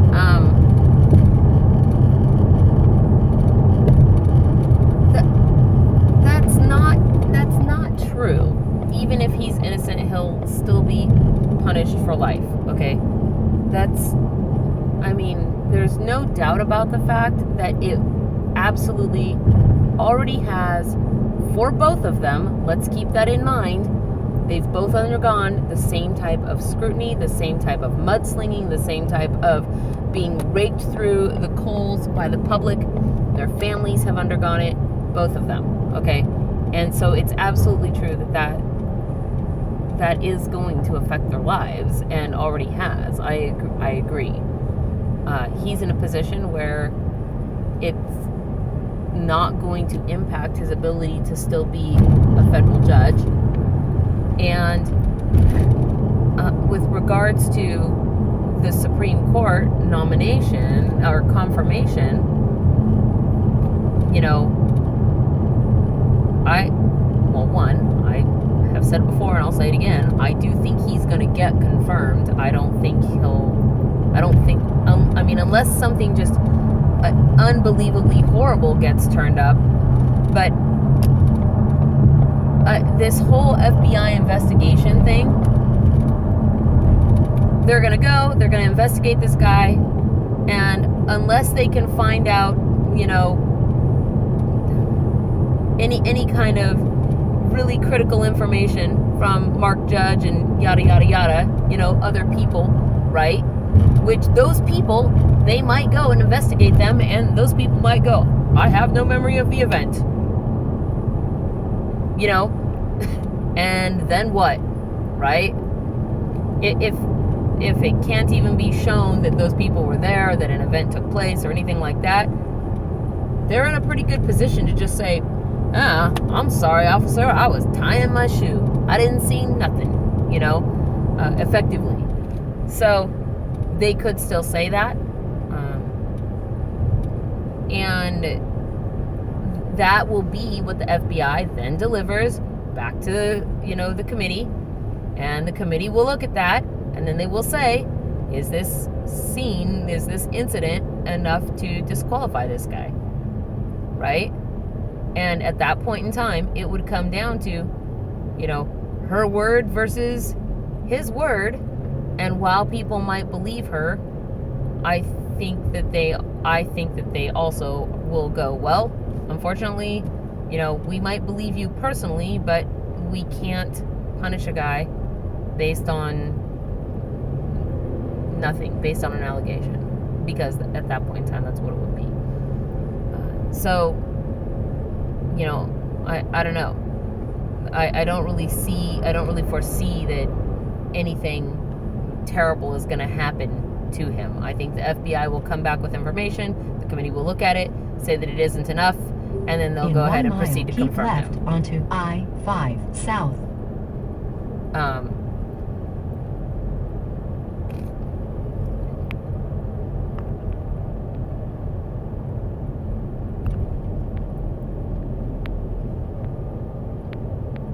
And so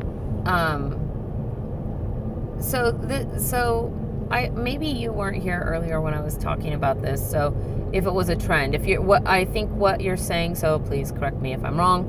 I think what you're trying to say is that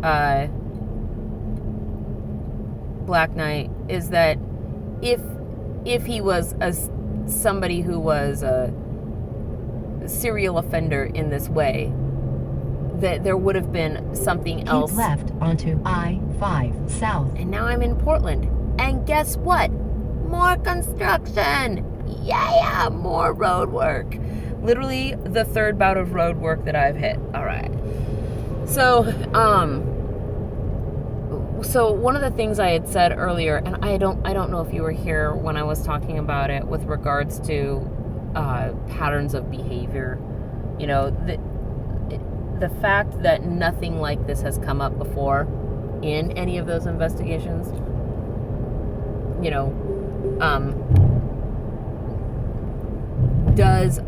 does in my mind speak on his behalf, right? See 3 miles on I-5 South. It is a lack of other incriminating, situations or accusations, I guess. A lack of other incriminating accusations combined with at least what seems to me to be pretty substantial support from people that have worked with him or, in other ways been involved with him over the years. That leads me to believe that he himself probably isn't one of the actual assailants in this situation. But I don't think that alone is enough to say, okay, well, he didn't sexually assault her himself, and therefore that makes him a good fit for the Supreme Court, right? Especially if, even though it wasn't him, if he may have had knowledge of it and never did anything because Mark Judge was his best friend, and has obviously been somebody that he's kept in touch with throughout their lives, et cetera, et cetera. So I think there could be other things that we'll discover, that would disqualify him. But, I agree, though, that, sure, none of this was turned up before, and that speaks credibly to him. And I actually think it's really important to sort of say that out loud, because I find myself often quite frustrated with the fact that somebody can overall live, and almost arguably this guy, compared to the vast majority of people, has led a pristine life, assuming that In 1 mile, keep right onto I-5 assuming that he South. isn't a serial rapist or something like that, right? This guy's led a freaking pristine life. And, once he got out of college and into his career, so it would seem. And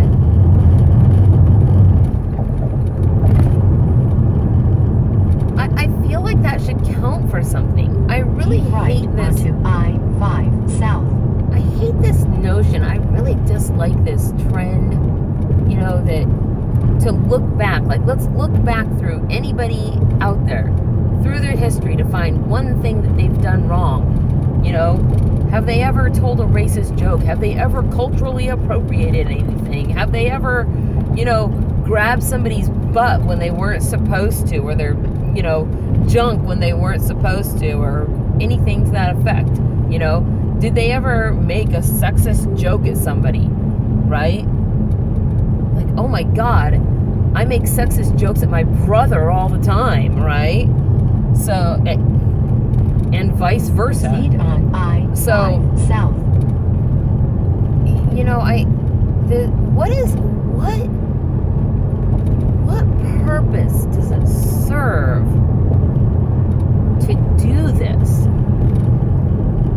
What purpose does it serve to destroy anybody? I mean, I can understand that for more violent crimes, somebody might want to seek justice for themselves, right? But for some of this stuff, we're not talking about that, right? Holy crap. Oh my God, it's because this lane ends. Can I get by that semi? Go, car, go. Because if I can, hey, semi's moving over. I can totally do this. Yeah, I'm in. Okay. How do you like my while I drive I talk to myself voice? Yeah, I'm a race car. I don't know. I don't understand what purpose it serves to go back and try to destroy somebody. Like, what's this whole business? And we've seen like a huge trend of this, right? Oh boy, I wasn't scrolled. And by the way, I don't care. With regards to whether or not this guy did something wrong, I don't care if it's political, right? I don't care if it's politically motivated with regards to the actual potential fact of him doing a wrong thing, right? Because whether or not it's political, if the guy did a wrong thing, we should know that we're about to put a criminal into the seat of a Supreme Court justice, okay? And that he can't be removed from that without being impeached, okay? That's huge. So even if it was political, how this information came out, if it stands a chance of possibly being true, we should investigate that. Now, the fact that it's politicized and has been a political maneuvering is its own separate topic, and I think is completely disgusting. And I would like to see the people that have orchestrated this and the people that, took this information publicly against Dr. Ford's will and without her knowledge. I'd like to see those people just hammered. Because, they're the ones who are ruining it. They're the ones who are making a mockery of this system, using it in this way, using other people in this way for their own political gain, right? And I don't think that whether or not it's for their political gain or detriment has any bearing on whether or not this guy is still fit or not fit to be a justice. Those are two separate issues.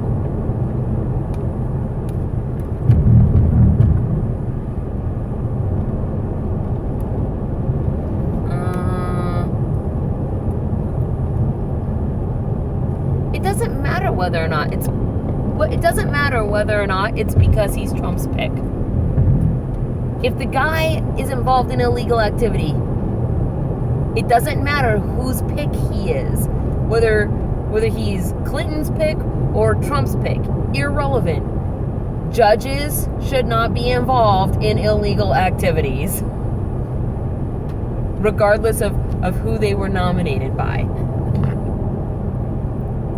Surely you must agree with that. I can't, if you don't, I'd like to know on what grounds you think it's okay for a person who is supposed to adjudicate and uphold the law to not themselves be law abiding.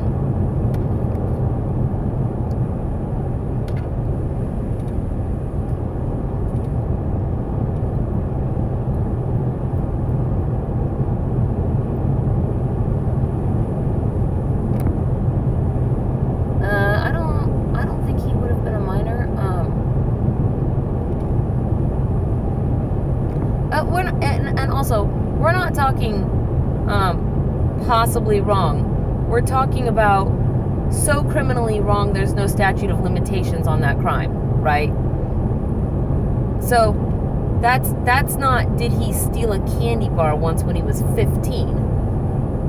I mean, we're talking about assault on a person, a human being.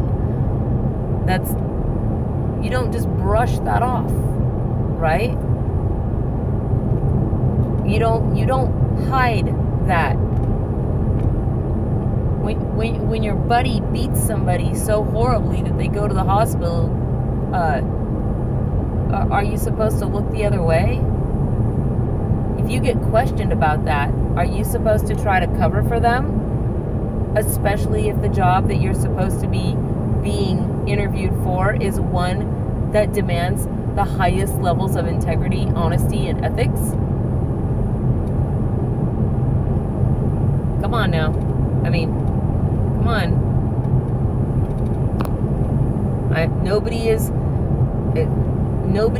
I'm not suggesting, okay, well, other people might be suggesting, I am not suggesting, that if he's found to be unfit for the Supreme Court as a nominee, I don't think that necessarily leads to, or even should, that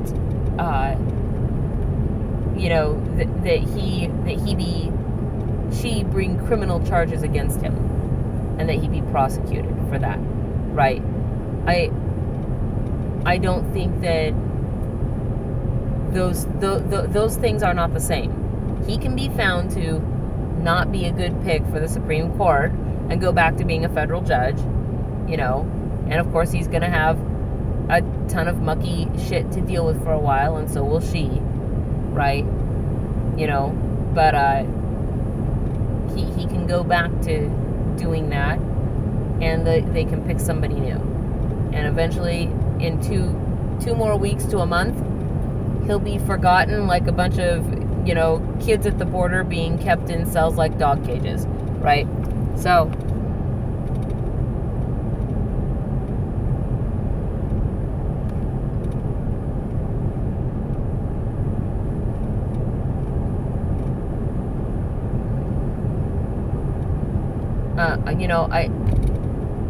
the thing is that I don't think I'm willing to say that. I don't think I'm willing to say that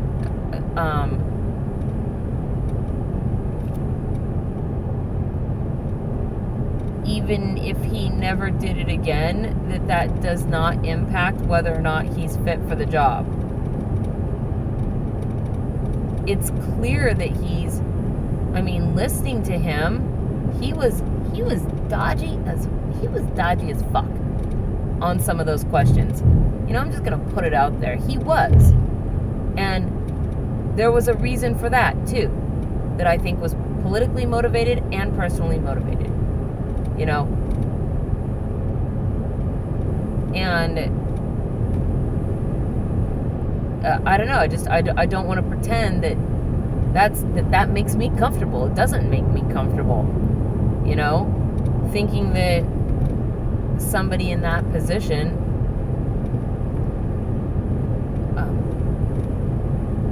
won't answer questions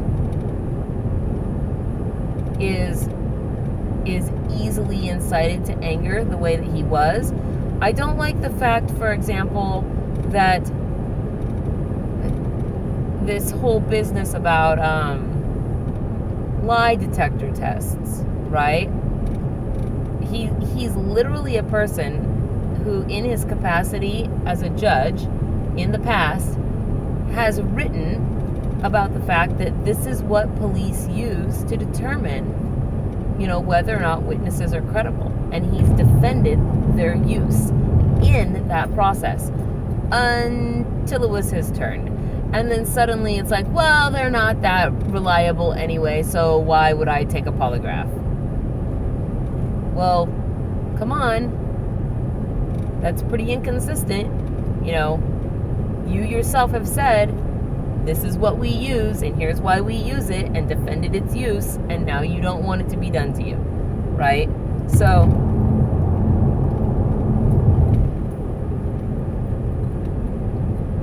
actually, I'm not reading any fake news. Dude, everyone's being attacked. Come on. He's being attacked. She's being attacked. This is a fiasco. It's a freaking circus. It's embarrassing that this is what our government is like, all things considered. And also, I'm sorry if I missed some of your comments. I am driving, though, so it's like I've got this scrolling and, you know.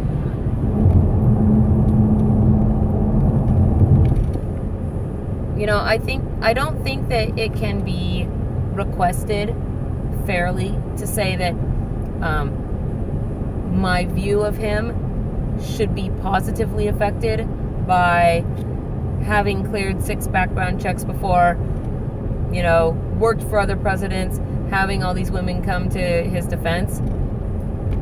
If I'm not supposed to be affected by activities in his life, then I should also not be affected by any of that. Right? I mean, you can't say you shouldn't let the bad things affect you, but hey, all these positive things, those speak in his favor, and those definitely should affect you, right? They both come into play, or they both don't come into play. And since I know that information, they both come into play, because I can't unknow what I know, or what I've learned or heard. So I have to take them into account and try to weigh them as fairly as possible.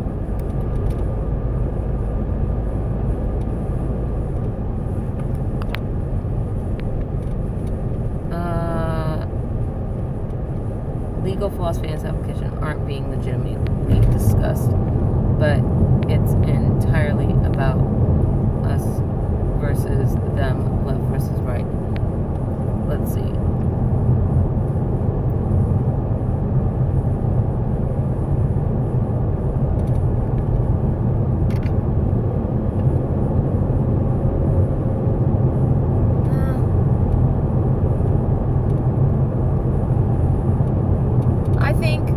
I think the Clarence Thomas claim was negligible. I don't think this claim is as negligible. And certainly the way that this has been handled seems to lend to the idea that it's far more credible, at least worth investigating than not, right? It might not be worth prosecuting, but it's certainly worth knowing whatever it is we can know. I'm curious, Halcyon, what you mean when you say that you think legal philosophy should, I'm sorry if I'm paraphrasing, be being discussed. What are you driving at with that? Can you elaborate? My voice is so hoarse, you guys. I'm not going to be able to talk by the time I get to my destination. Okay. About to hit that point where I can go 70 miles per hour on the freeway again. Woo! Although, I will say, the highest I've ever seen was 80 miles per hour in Montana.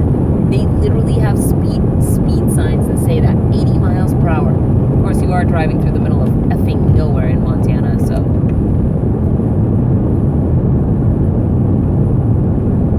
What is that sound?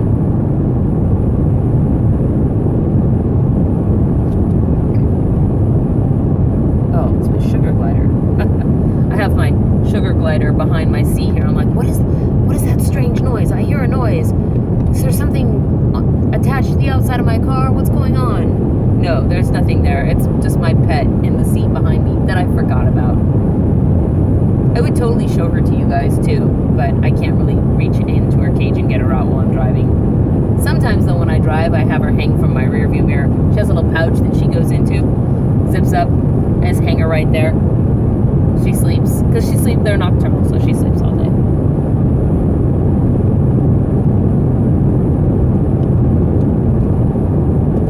Oh my god, I'm tired. I want to be there already. I'm close. Close-ish. Hungry too, actually. Okay, sorry. Let's see. Here we go. Folks, I'm literally looking at the road. It's in front of me. Because I got a driving. I've been driving this whole time, dude. Like, all this time I've been driving. You guys are helping to keep me awake in the middle of the night so that I don't die. But I got a whole new little setup where everything is like attached and on the dash and all the stuff, and doesn't fall around when I turn corners. I'm really excited about that. So let's see. The court is so misunderstood. It is its own branch with staunchly differing views beyond left and right. Let's see. Politicians, major media, and social media showcase. Yeah. Well, I agree. I mean, but then again, I really like law and legal philosophy quite a lot. So, you know, I would agree in many cases, not just this sort, you know, that we should be far more critically questioning some of our legal philosophies on things, right? But getting, I mean, there's a reason that people specialize in those fields. There's a reason that people literally make a living by sitting around and thinking on these topics, right? And it's because they're convoluted and they're multi-layered. The very, you know, philosophy in and of itself is a thing that goes back thousands of years, and it builds upon itself. So what we once thought, you know, it's an evolution. So, you know, what we once thought 100 years ago, you know, has evolved from what was thought 300 years before that and 100 years before that.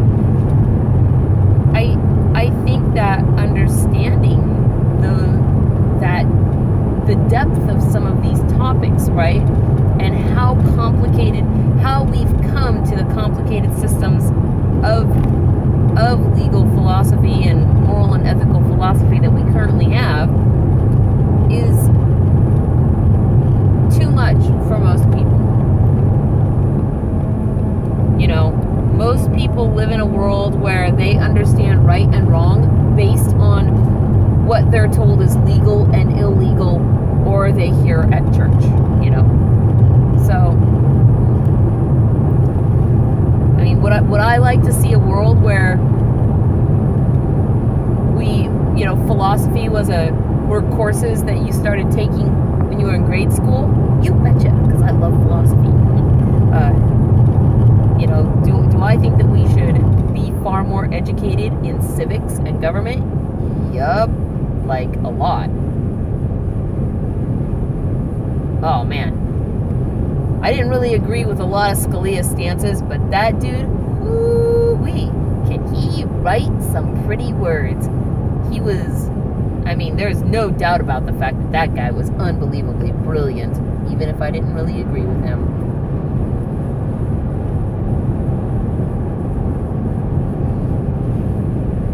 Oh boy, excuse me, I'm tired.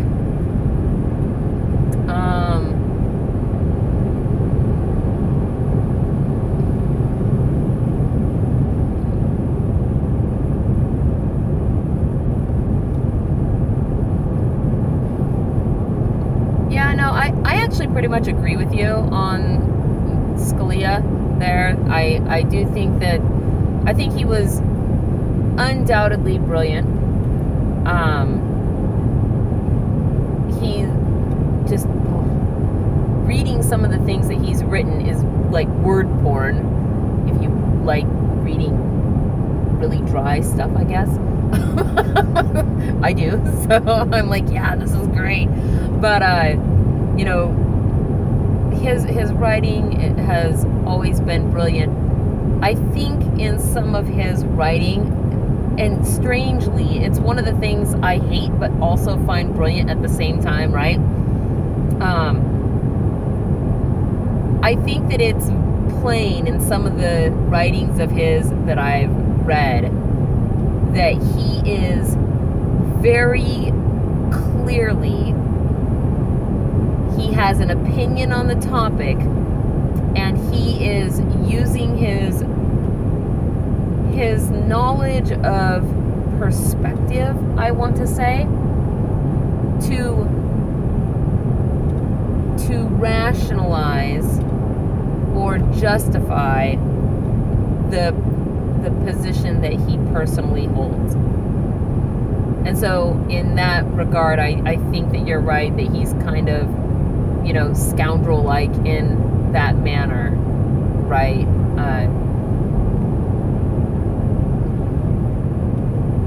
And I don't hear very many people say that he was kind of on both sides there. But I think that you're right in that assessment. I would agree with that. I mean, he had his conservative views, and he used his knowledge to work around why those views were the proper views. So it annoys me when people do that. I find it pretty hypocritical. But I guess it's always easy to find other people hypocritical than it is to find yourself hypocritical, right? I guess that's a thing. So, I tried reading Wittgenstein a while ago. I've got some of his works on my shelf, and I had some problem with the density of. And I don't even know why I would say that, because Kant is about as dense as I think it gets, and I can read that, but I don't know, I couldn't get into it, even though, I couldn't get into Wittgenstein, but, so I've just kind of got those works and never actually read them, and probably should.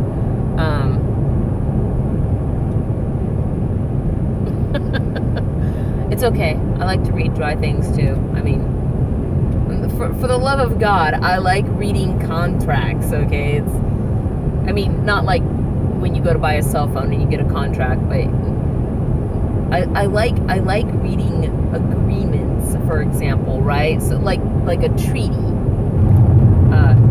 I like reading stuff like that, down into its minute detail, and what do all these words mean, and et cetera, et cetera, et cetera. So I guess we can be boring and dry together. That'll be a thing. Yeah.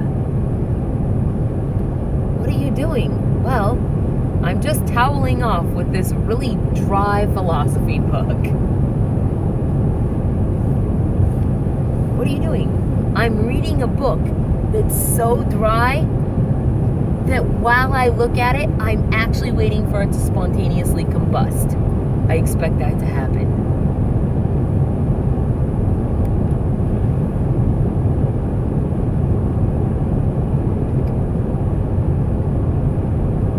I sort of suddenly have this little narrative going on in my mind now where I want to make so dry jokes, but it seems at this hour inappropriately sexual. So I don't know if I want to go down that road.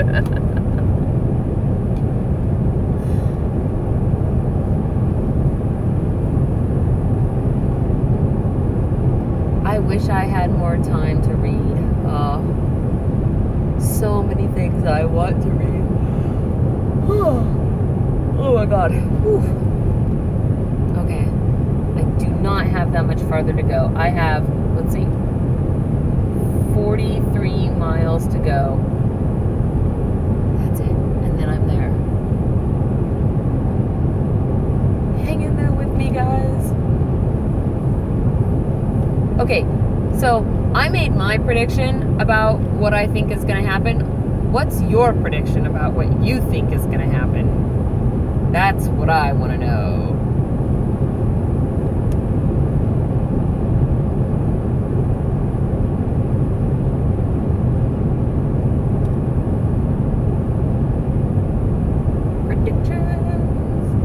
Let's see. Yikes, my mom has vertigo. It it's really bad, it prevents her from even walking sometimes. I hope it's not indicative of things that I'm going to get when I get older. That would suck. I mean, maybe it would be fun. Maybe it would be like constantly being on a roller coaster ride. I don't know. I don't actually know what vertigo is like, except for the way she describes it is a feeling of profound dizziness and imbalance. Let's see.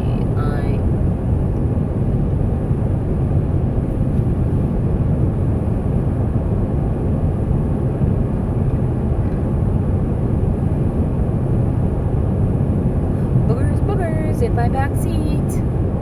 That's where my sugar glider is.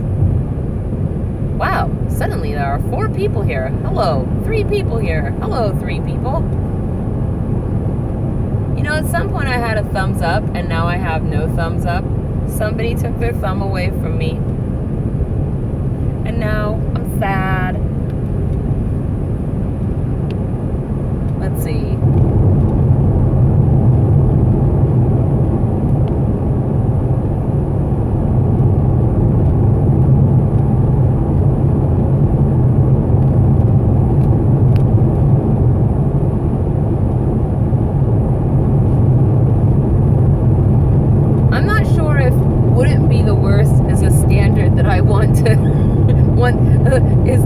Is the rule of thumb that I want to use to choose the justices. Well, he's not the worst justice there ever was.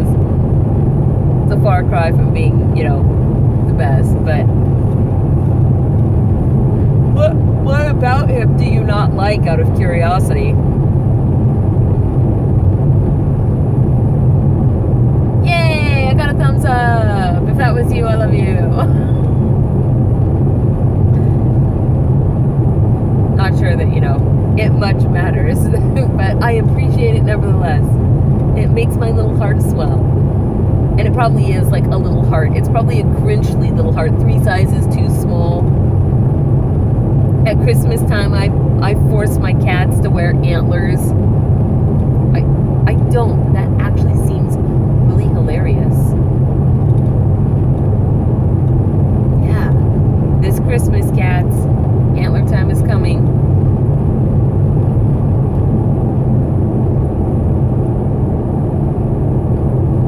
I sneak into houses and steal all the presents. I don't actually do that at all.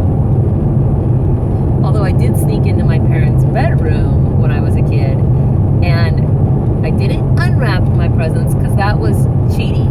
But I did try to figure out what my wrapped presents were. But it had to be done without tearing the paper or without unwrapping it and then rewrapping it. So you could shake it, you could sniff it, you could try to look underneath in between the taped parts, tap on it, size of it, all those things. Let's see.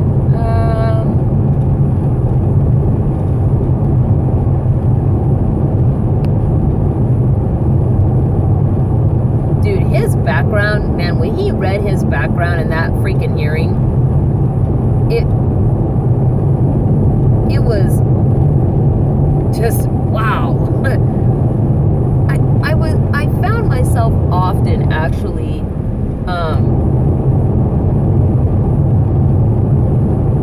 during the course of him speaking, wondering to myself what the life of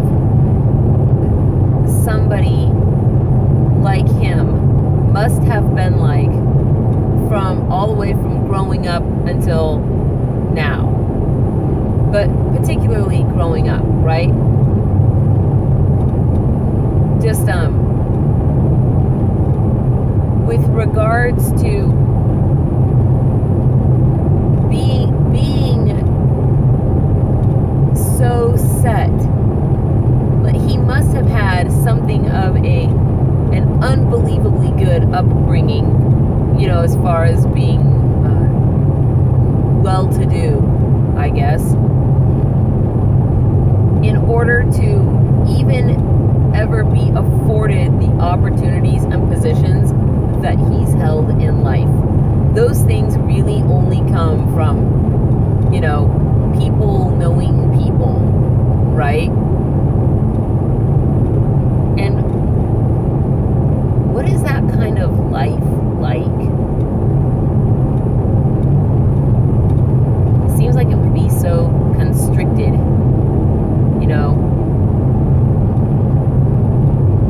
Maybe that's why when he was in high school and college or whatever, he drank as much as he did. Only time really in life you get to do your partying, get it out, and then go be an adult,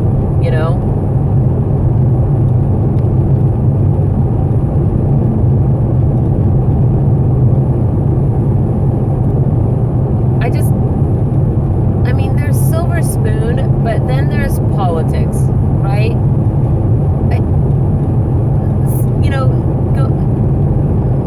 Thinking on that whole 6 background checks, right?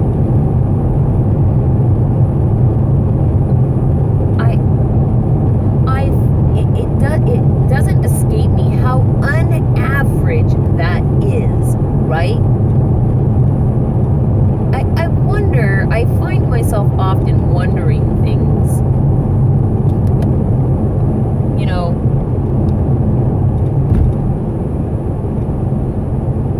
I think that rape is one thing, right? I think that, definitely we classify crimes as, on levels of insignificant to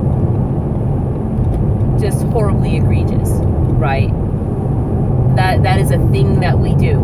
Obviously, nobody would suggest that somebody be put to the electric chair because they jaywalked. So we obviously have some semblance of being able to categorize, better to worse, I guess. I think that this particular accusation is pretty bad, but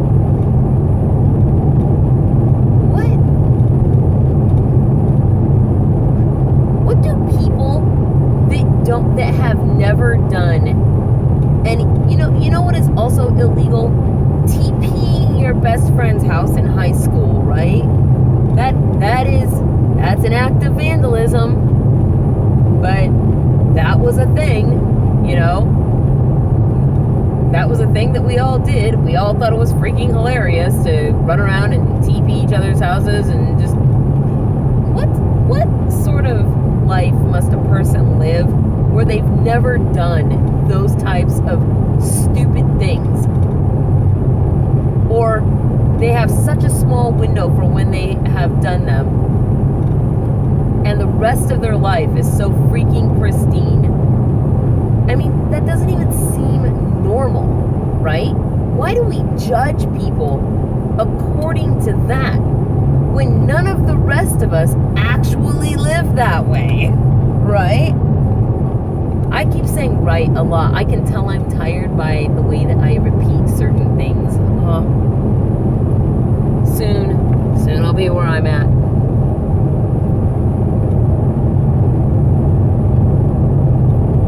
Yeah,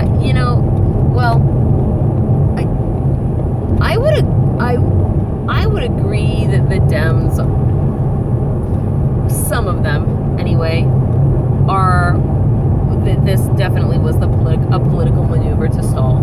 I don't disagree with that. I don't think that that's all of them, though. Unfortunately, it's ones that matter most. So here we are.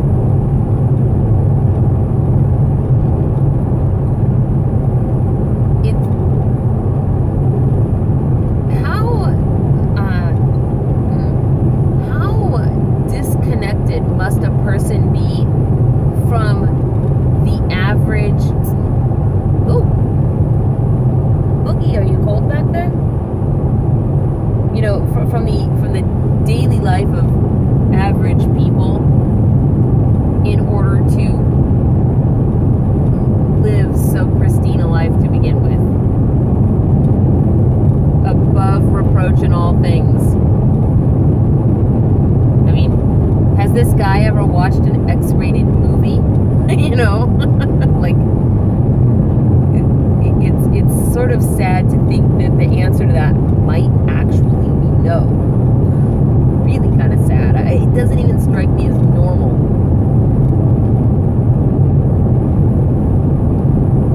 And I wonder to myself, why is it that we want somebody in this position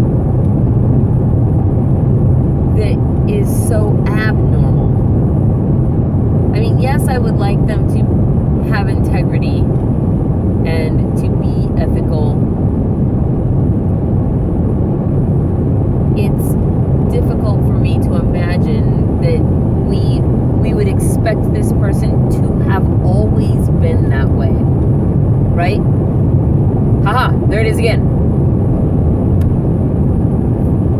Nobody is born just knowing those things. You must be taught what they are. And especially if you're in law, then you study what they are and the philosophies behind them, etc. Well, what about the time before he knew that? Did he ever do anything that was unethical then? And if the answer is no, what did this guy do? You know, for fun, ever. My goodness. I know, let's have a rousing game of cribbage tonight, boys. What do you say?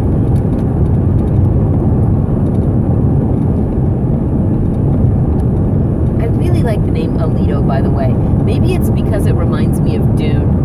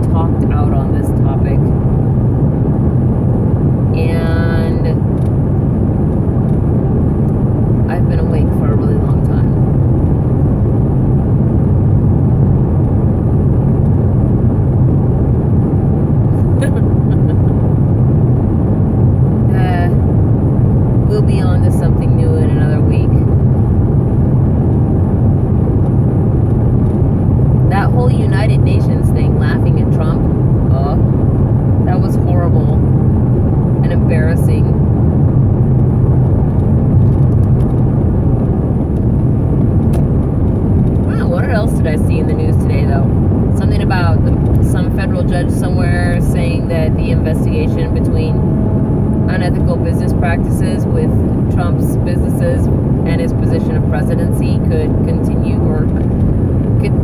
down their path of investigation. That sounds interesting. I don't know. Tell me something entertaining. Tell me jokes. How are you staring at the ceiling and typing at the same time? Why are you staring at the ceiling? Is that the vertigo thing again?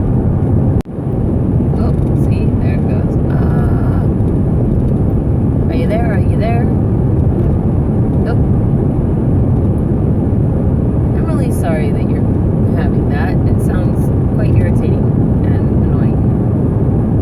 It would seem, though, that I have to go, or I have to return a phone call, and I cannot phone call and live stream at the same time. And my brain is failing. Fortunately, I don't have farther to go. So. Holy smokes, I didn't know that. Is that like a regular thing?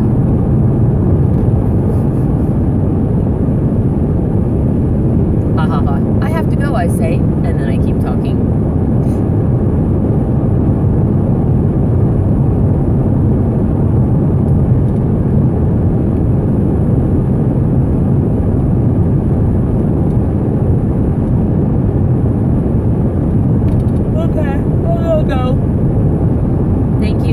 bearing with me and helping me to not die on my long ass drive. Holy crap. 5 hours so far. Good night, everybody. Thanks for talking to me.